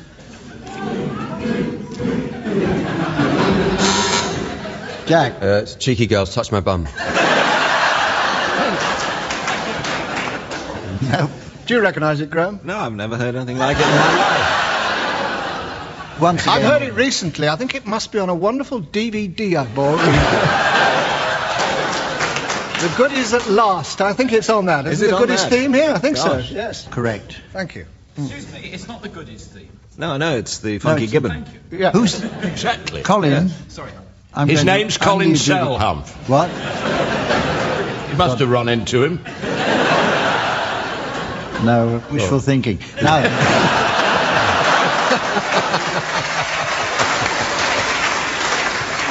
We delve now into the world of movies. As a professional actor, our special guest Jack D may be at something of an advantage here.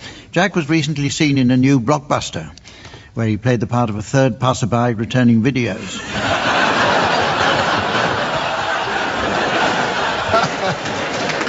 Coincidentally, Graeme Garden recently starred in a remake of Planet of the Apes. He was saying how he had to spend 8 hours every day in makeup, having big yellow teeth and huge hairy nostrils, expertly disguised. The game we're playing today is all about straplines, those short summations found on movie posters. I have a selection of unfinished straplines from various movies, which I'd like the teams to try and complete. Okay, Tim, can you complete this strapline from Reservoir Dogs? Let's go to the reservoir, Rover.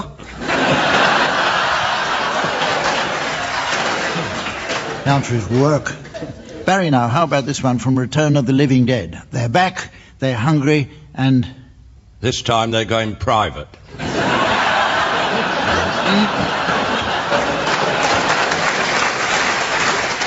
The correct answer, of course, is they're not vegetarian. Graeme, here's a strapline for you to complete from Braveheart. What kind of man would... live in a croft like this? The real answer is defy a king.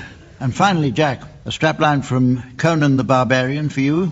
Thief, warrior, gladiator. Tonight, Conan, this is your life. Of course, it should be king. Tim again, one from RoboCop. Part man, part machine, all a woman could want.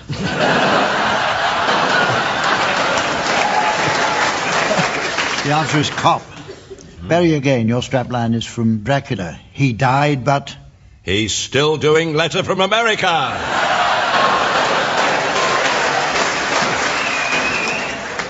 It should be, yet he lived. Graeme, for you, the strapline to Total Recall. They stole his mind, now he wants... to be governor of California.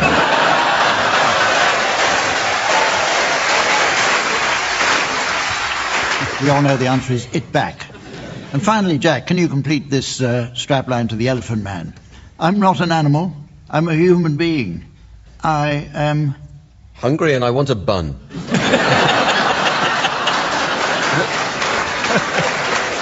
But the answer is a man. Okay, here are some for any of you to have a go at. This is from the Terminator. That Terminator is out there. It can't be bargained with, it can't be reasoned with, it doesn't feel pity or remorse or fear, and it absolutely will not stop ever until... Oh, it's all right, it's gone.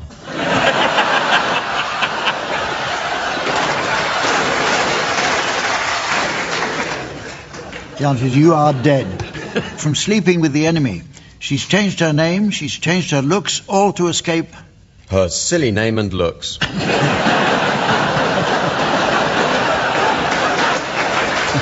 Answer, the most dangerous man she's ever known. From Bride of Frankenstein. A monster in form, but human in his desire for... Debbie McGee.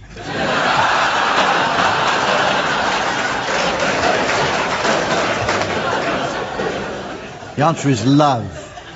The next game is called Cheddar Gorge, where the object is to prevent the completion of a sentence. This shouldn't be confused with the game where the object is to prevent the start of a sentence, which was recently devised by Reliance Security.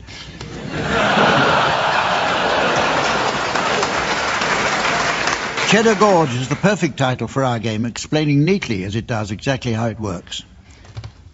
In fact, one might say it does exactly what it says on the tin, except it doesn't come in a tin. And besides, what a load of rubbish. I've got a tin at home that says open other end. It never is.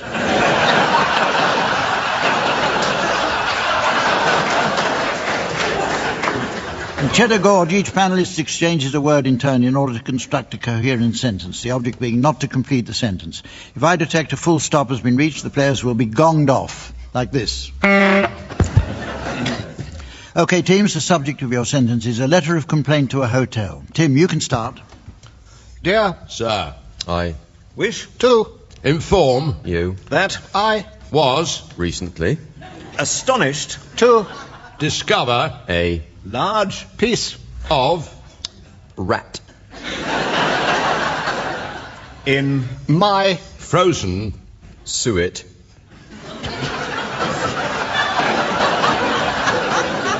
dumpling which was ordered by someone who was utterly dismayed to find that this was not a piece of rat, but instead it was unbelievably a chocolate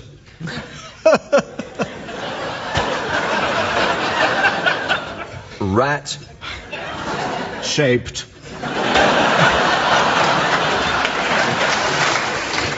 piece of suet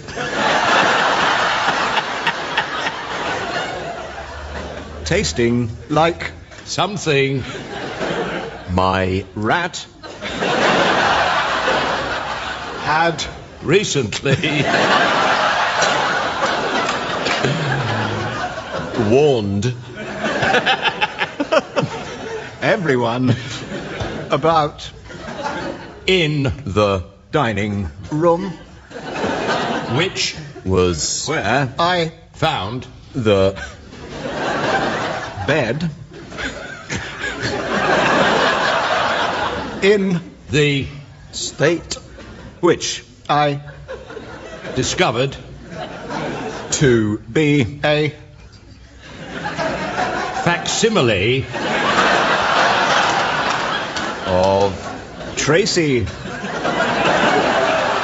Emmons Junior art entry, which was not the best suet that I have ever seen in the whole of my lifetime.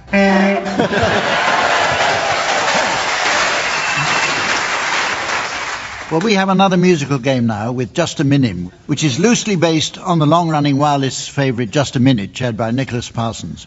You know, when the idea for Just a Minute was first mooted, Nicholas constantly badgered the BBC for the job, as he wanted to host it so badly.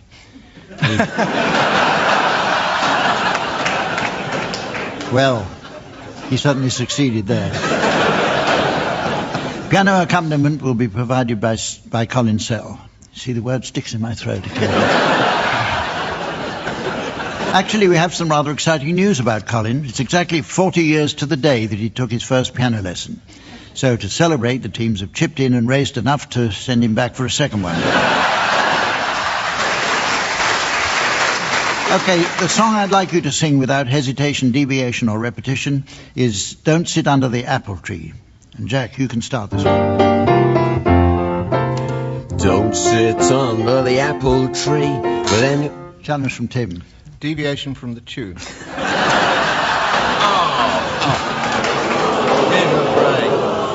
No, I think elegant variation is the term. He should know, he's a jazz musician.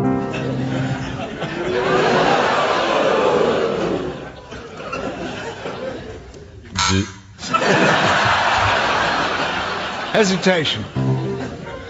I didn't notice. Am I taking this too seriously? I wasn't aware we'd started. No. Sorry. Don't sit. Graham. Hesitation. Who hesitated? Who hesitated? I didn't hear. Tim, he normally comes in by now.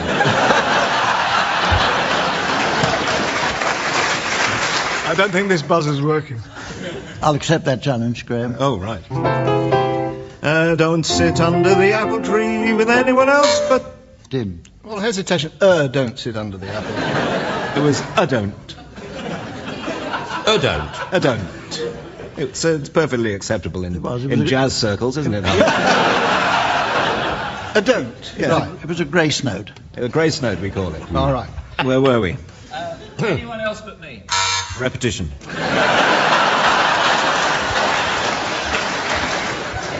Graham, go on. All right. No person other than myself. Any... Jack. Well, he lost it all together then, didn't he? You have to pick it up from there, Jack.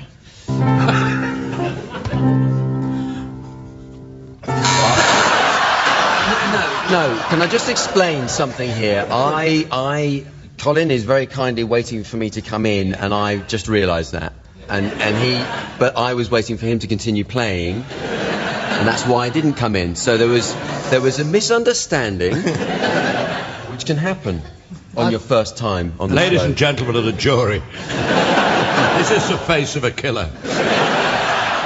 Okay, where were we, anyway? You were hyperventilating.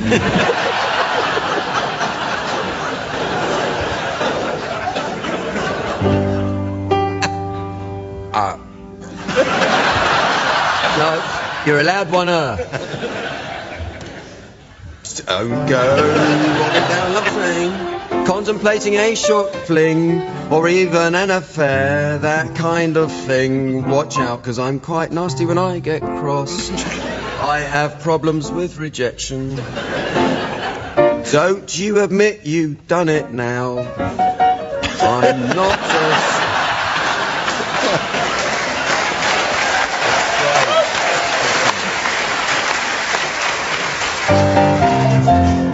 Yeah, I've got to give it to you, Jack. That was great. Yeah.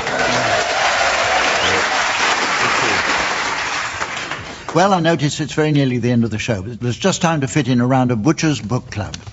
Samantha has to nip out now as she's off to see her new American gentleman friend. He's a cattle trader, and as Samantha is keen to buy a prime example, she's been saving up. Excitingly, she'll soon be in a position to receive her first Texas Longhorn.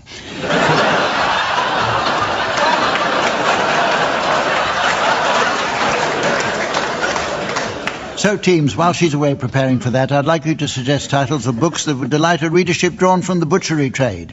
Graeme, will you start, please? King Solomon's Mince. Sheep's Head Revisited. The Old Curiosity Chop. Yeah. Beef on counter.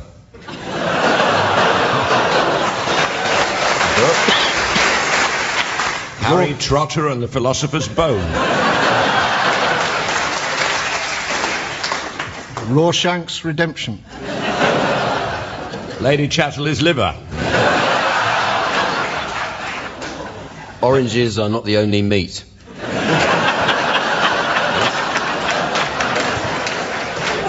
Chitterling, chitterling, banger, banger.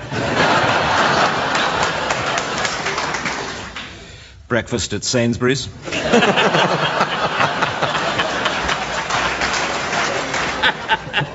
La Belly Pork.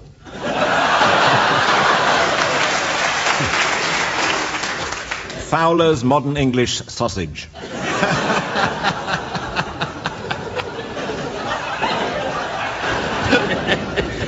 The veals on the bus.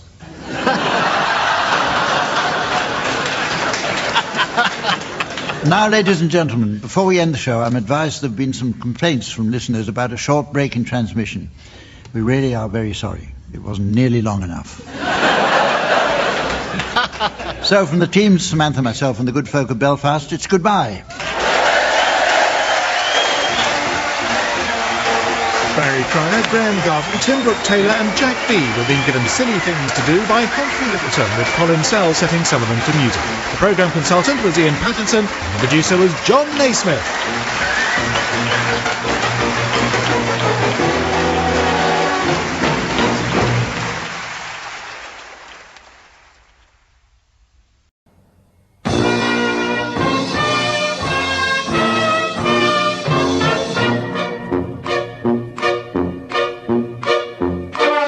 We present I'm Sorry I Haven't a Clue, the antidote to panel games.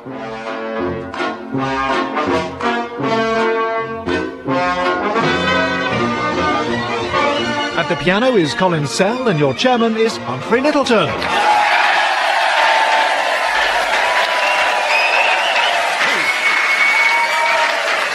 Hello and welcome to I'm Sorry I Haven't a Clue. You join us for a second week in the historic town of Dartford. Dartford was but a small village until the Middle Ages, when the town enjoyed rapid growth thanks to the many pilgrims passing through on their way to Canterbury. They would assemble in London under the Charing Cross and pray for a safe day's journey. The tradition of praying at Charing Cross to get to Dartford on the same day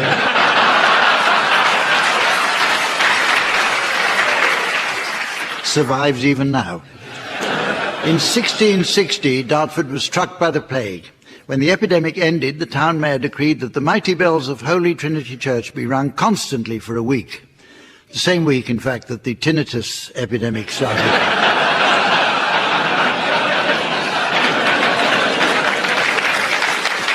During the industrial age, Dartford took to making fine wax candles and became the largest producer in Europe. However, with the coming of town gas, demand collapsed and traders found they had wax coming out of their ears. Fine metalworking soon took over as a principal industry, and until very recently parts were supplied to the luxury car market.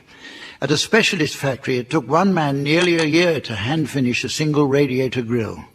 So they sacked him. Let's meet the teams. They are on my left, Graeme Garden and Barry Cryer. And on my right, Tony Hawks and Tim Brooke-Taylor. And positioning her comfortable seat on my left hand, please welcome our ever-fragrant scorer, the Santa.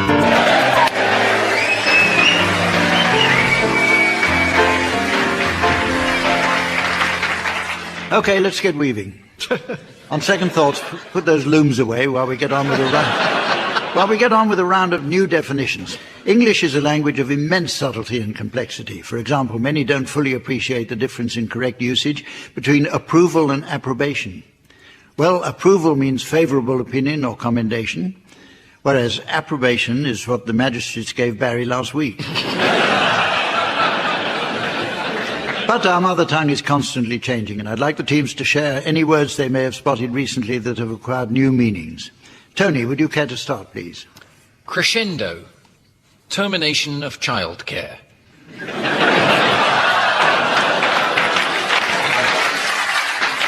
Trash. Yorkshire measles. Tim? Mogadon. My cat's a professor.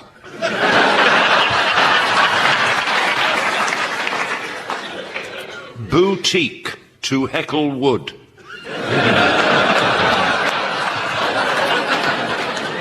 Cabaret. A wide range of available taxis.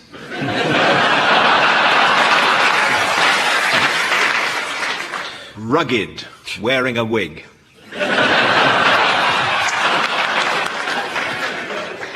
Foreskin. To compel relatives.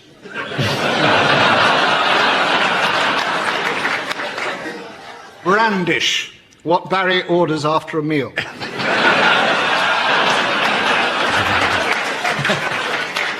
To clarify. To domesticate the Grundies. Lactose. Frostbite.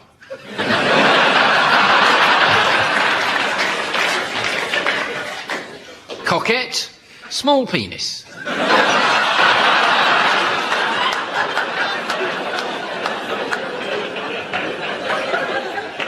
Judo. Kosher plasticine.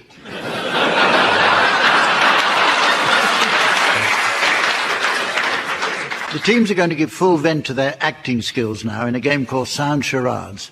This has been cunningly adapted from the erstwhile TV favourite Give Us a Clue, in which the teams mime the titles of popular songbooks or films within a strict time limit.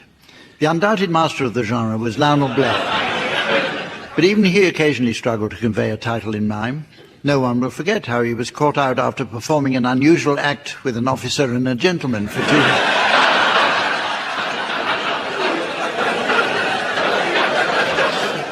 two whole minutes. In the original game, the teams weren't allowed to speak, leaving the audience collapsed with mirth. This version is completely different. Tim and Tony, you're going to start, please, and your title will shortly be displayed to the audience via the laser display screen. And here's a mystery voice for listeners at home. A man for all seasons. A man for all seasons. Right, you're guessing this one, Barry and Graeme. Yep. Off you go, Tim and Tony. It's 5 words, and it's a play and a film. It is indeed, and it goes something very like this. All right, Jez, you enjoying that meal? Enjoying it very much indeed. Fish Very looks lovely. lovely. Yeah. Fish is delicious. Good, yeah, tremendous. I'll tell you what, though, I mean, it's a bit fed up recently with this sort of weather, this constant changeable weather. You know, Yeah, I 1 love minute it. it's I love bright, it. then showery. No, then- showers, I love it. It's Yeah. because you never quite know. It's so fresh. Yeah, so you're lovely. happy? Everything growing. You know. like that, do I you? love it. Love it. Yes, no, it's Of lovely. course, then, of course, you look forward after that, don't you? We want it to be warm and sunny. And of course, last summer it was so hot, it was ridiculous. Don't you like it hot? No. I love it hot. I go on holidays. Get hot weather. No, it's absolutely wonderful. Then, of course, after that, you get the leaves on the tracks, don't you? They're coming down, they fall off the trees. Aren't they beautiful, those leaves? They're Yeah. absolutely fantastic. All the myriad colours. It looks like, oh, God is celebrating. You like them? Yeah, I you love Right, them very okay. much indeed. Do you want any more salt on I that? shall have some pepper as well. Yeah, okay.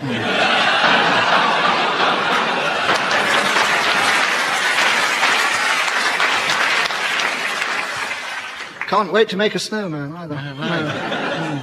You were eating something. What were you eating? Some fish. Yes. Well, spit it out. We ate that. We had that bit at the beginning to sort of throw you off the trail. Bless you. But we Oh, I really... see. It was nothing to do with the fish at all. Nothing to do with the fish. Ignore the I fish. better give you a clue. The first word is And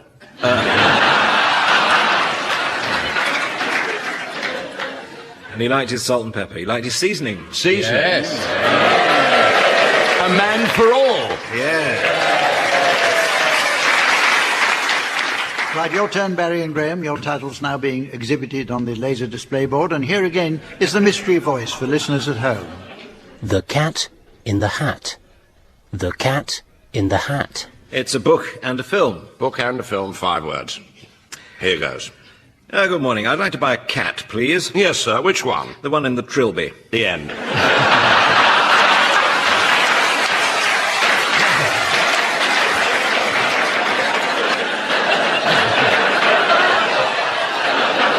Don't patronise us. The cat in the hat. Hat time's up. The next round was specially devised by our games designers to challenge the team's musical abilities. Can't have been a very lengthy meeting. Actually, that's a little unfair, as Tim and Graham enjoyed success with their goodies records. Tony was in the top 10 with a band called Morris Minor and the Majors, and Barry once had a surprise #1 in Finland.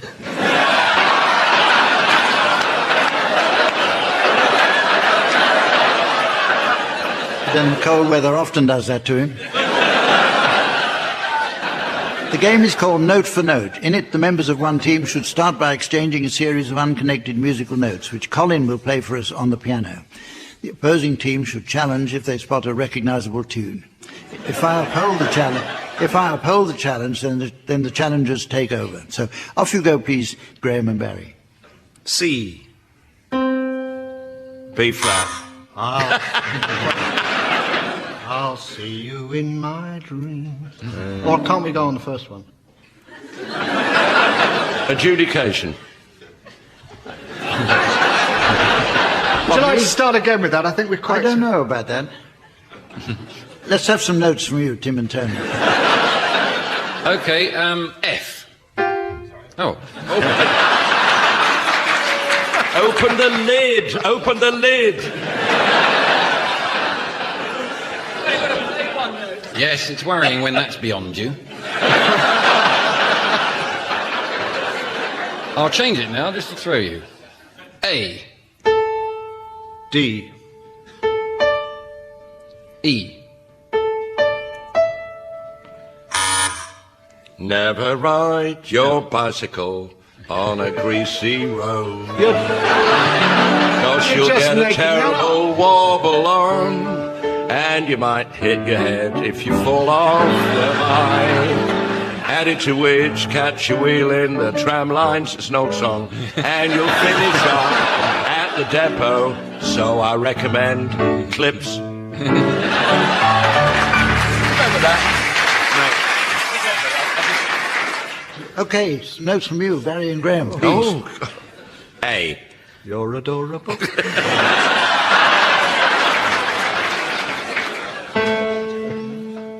C. G.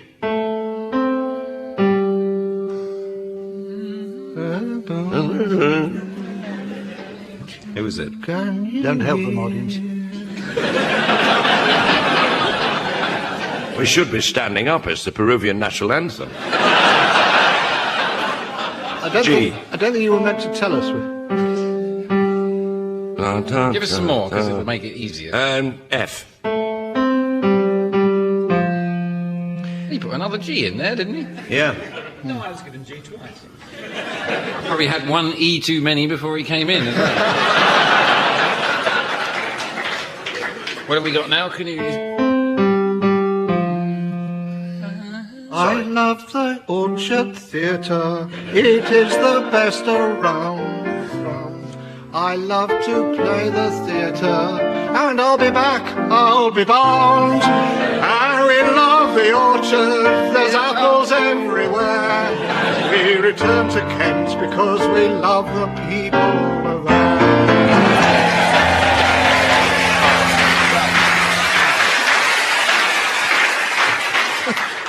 Right, with all to play for, it's now time to play the game called Mornington Crescent.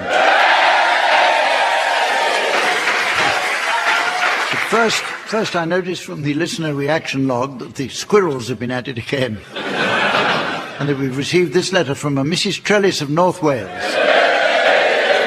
She writes, Dear Rolf, here's a handy hint. When you put the cat out, always use a high-quality fire extinguisher.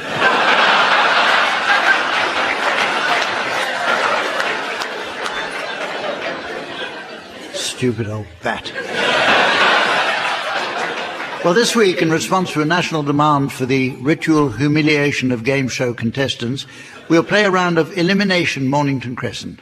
In this variation, the teams must actually work together to accumulate as many points as possible during the game. However, at certain points, I shall ask each panellist to vote off the person they consider not to be pulling their weight. OK, teams. Tim, will you start, please? Burnt Oak. Aldwych. I think I might go for the first double with a lateral with Bloomsbury Square.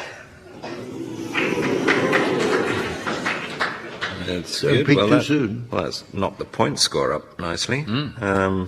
So Piccadilly would help with that too. Yeah. Well, with it that high. Bank? Yeah. Is that the station bank? No, it said banking. Then,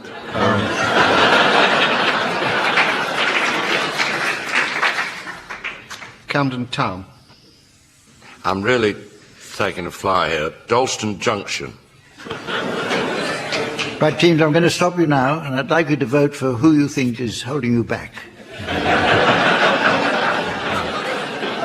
Tim. Barry. Graeme. Tony. Tony. I have to say, and I know this is going to be unpopular, but Barry has got to go, I'm afraid. It's the kindest thing. Well, Tony. Not revenge. I was going to vote for Tony off anyway. Tim. Why Tony?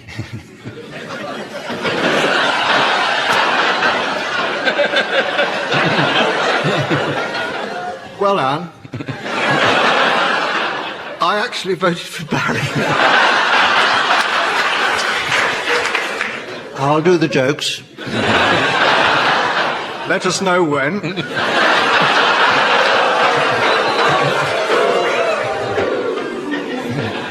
Tony, I'm sorry, it's you. There were 2 Barry votes. A 2-all draw, yes. but I have to We're go. You have to being admit pedants. it. Listen, it's bad enough having you to announce these games. You don't expect me to listen to the bloody things, do you? OK. I accept your adjudication, and I'll take the walk of shame.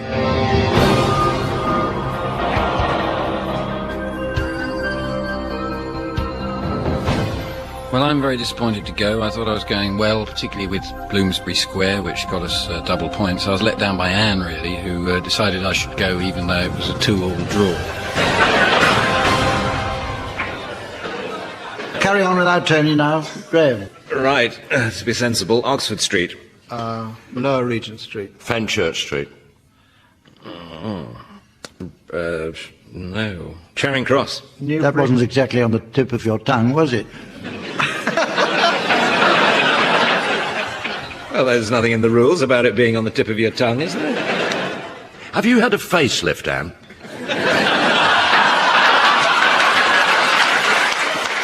I'm asking the questions. Hatton Cross. Haringey. Paddington. Terry Vale. But I'll stop you there. That counts double. Yes, it does, but you were too late. Will you vote, please, for... Why am I saying please? I'm in the wrong place. I'd like to vote for Barry, and I'm being consistent. I vote Tim. Well, I know Barry is my teammate, and he is consistently the best player of the game so far, and recently saved my family from drowning. Putting all that to one side... Barry. Graeme, why Barry? Just a whim, really. Tim, why Barry? Cheap laugh, basically. Barry, why not Barry?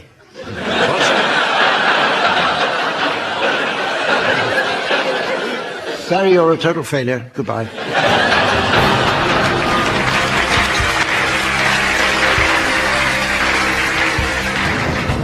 Not too disappointed, and I would say it's the taking part, not the winning. Or to put it another way, it's the winning, not the taking part. And I'm quite pissed off, but I think Anne is... I have to say, Anne's looking 20 years younger.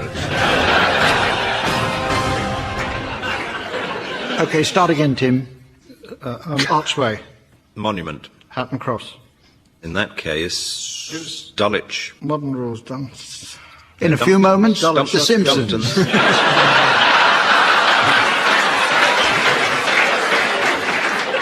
Oh, wait a minute. What? Mornington Crescent. Oh, no. Yeah.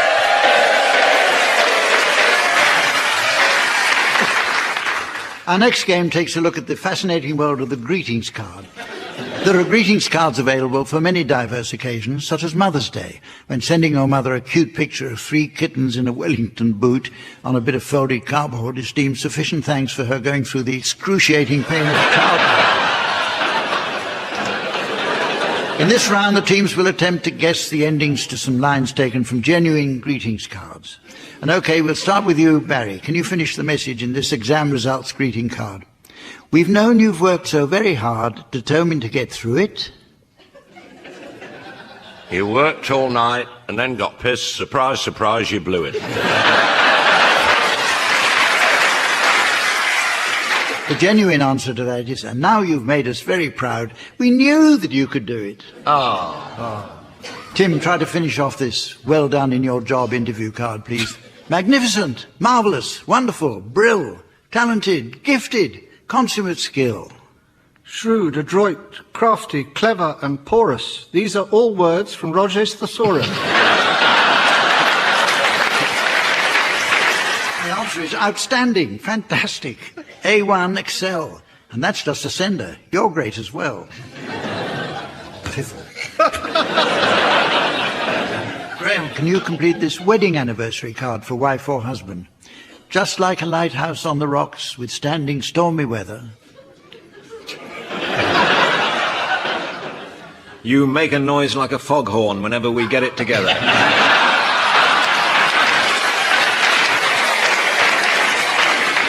So it's really, your love has shone throughout the years, stronger now than ever. Yeah. Tony, can you complete this happy 16th birthday card? 16 years have come and gone, and now your birthday's here. And now you can do legally what you've been doing all bloody year.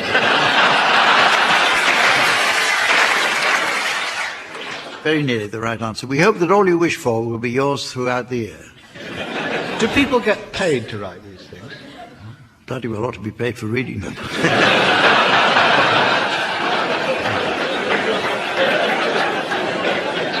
Barry, I have a message and a sympathy card for you to finish off, please. Sometimes words are inadequate, our feelings to express. But just look at it this way, at meal times it's one less.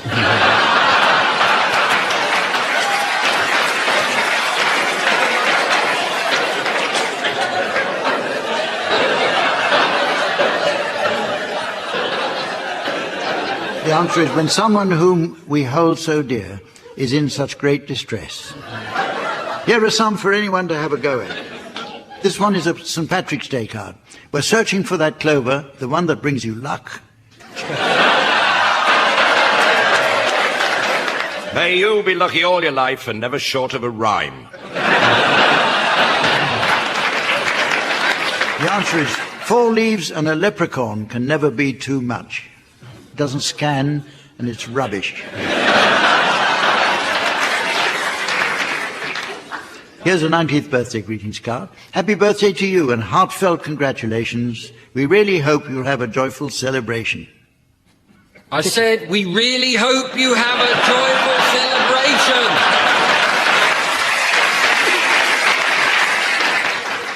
Now, the actual answer is, so many things have led to this historic day, and now we celebrate your 90th birthday.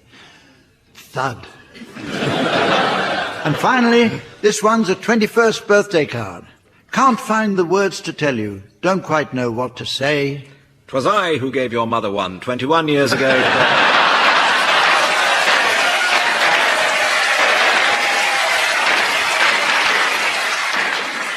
Which is the right answer. It's music time now with Swanee Kazoo, where the teams duet to meld the ethereal lilt of the Swanee whistle with the chirpy croak of the kazoo. Tim and Tony, you can start this. I'd like you to provide us with a rendition of If I Were a Rich Man, to feature Tony Hawks on the kazoo and Tim Brooke-Taylor on the Swanee whistle.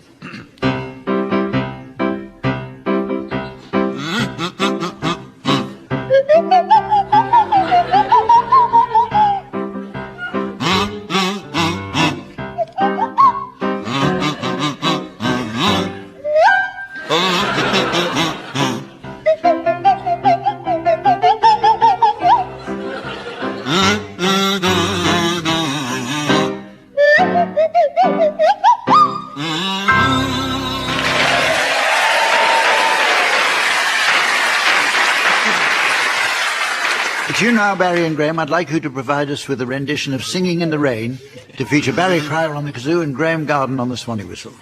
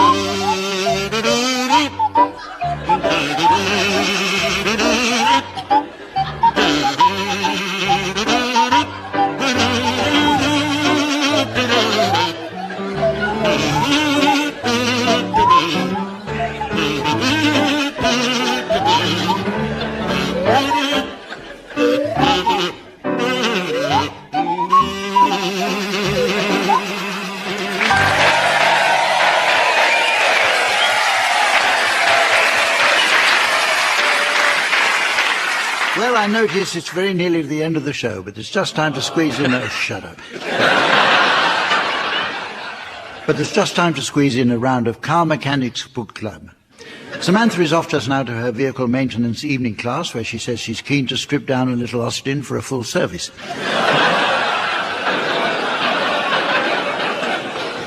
So while she's away enjoying that, I'd like you teams to suggest book titles that might appeal to a readership drawn from the motor repair trade. Tim, will you start, please? Brave New World.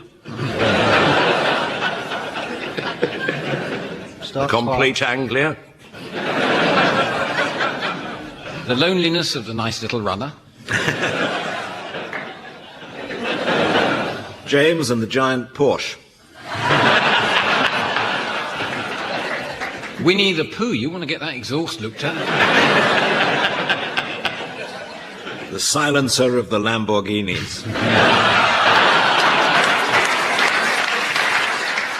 The Bumper Fun Book of Motoring Jokes. It'll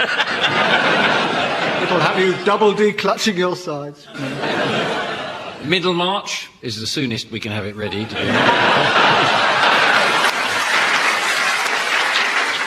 Brake pads at Tiffany's. On Her Majesty's 5,000-mile service. And so... The day of They died with their boots open. Have another go, Graeme. The day of the Jack. So, ladies and gentlemen, as this edition of the show draws to a close, I'm required to assure our listeners that no animals were harmed in the making of this programme.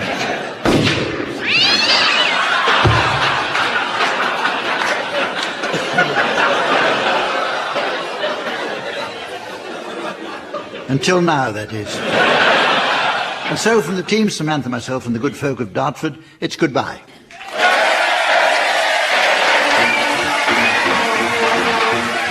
Barry Fryer, Graeme Garden, Tim Brooke-Taylor and Tony Hawks were being given silly things to do by Humphrey Lyttelton, with Colin Sell setting some of them to music.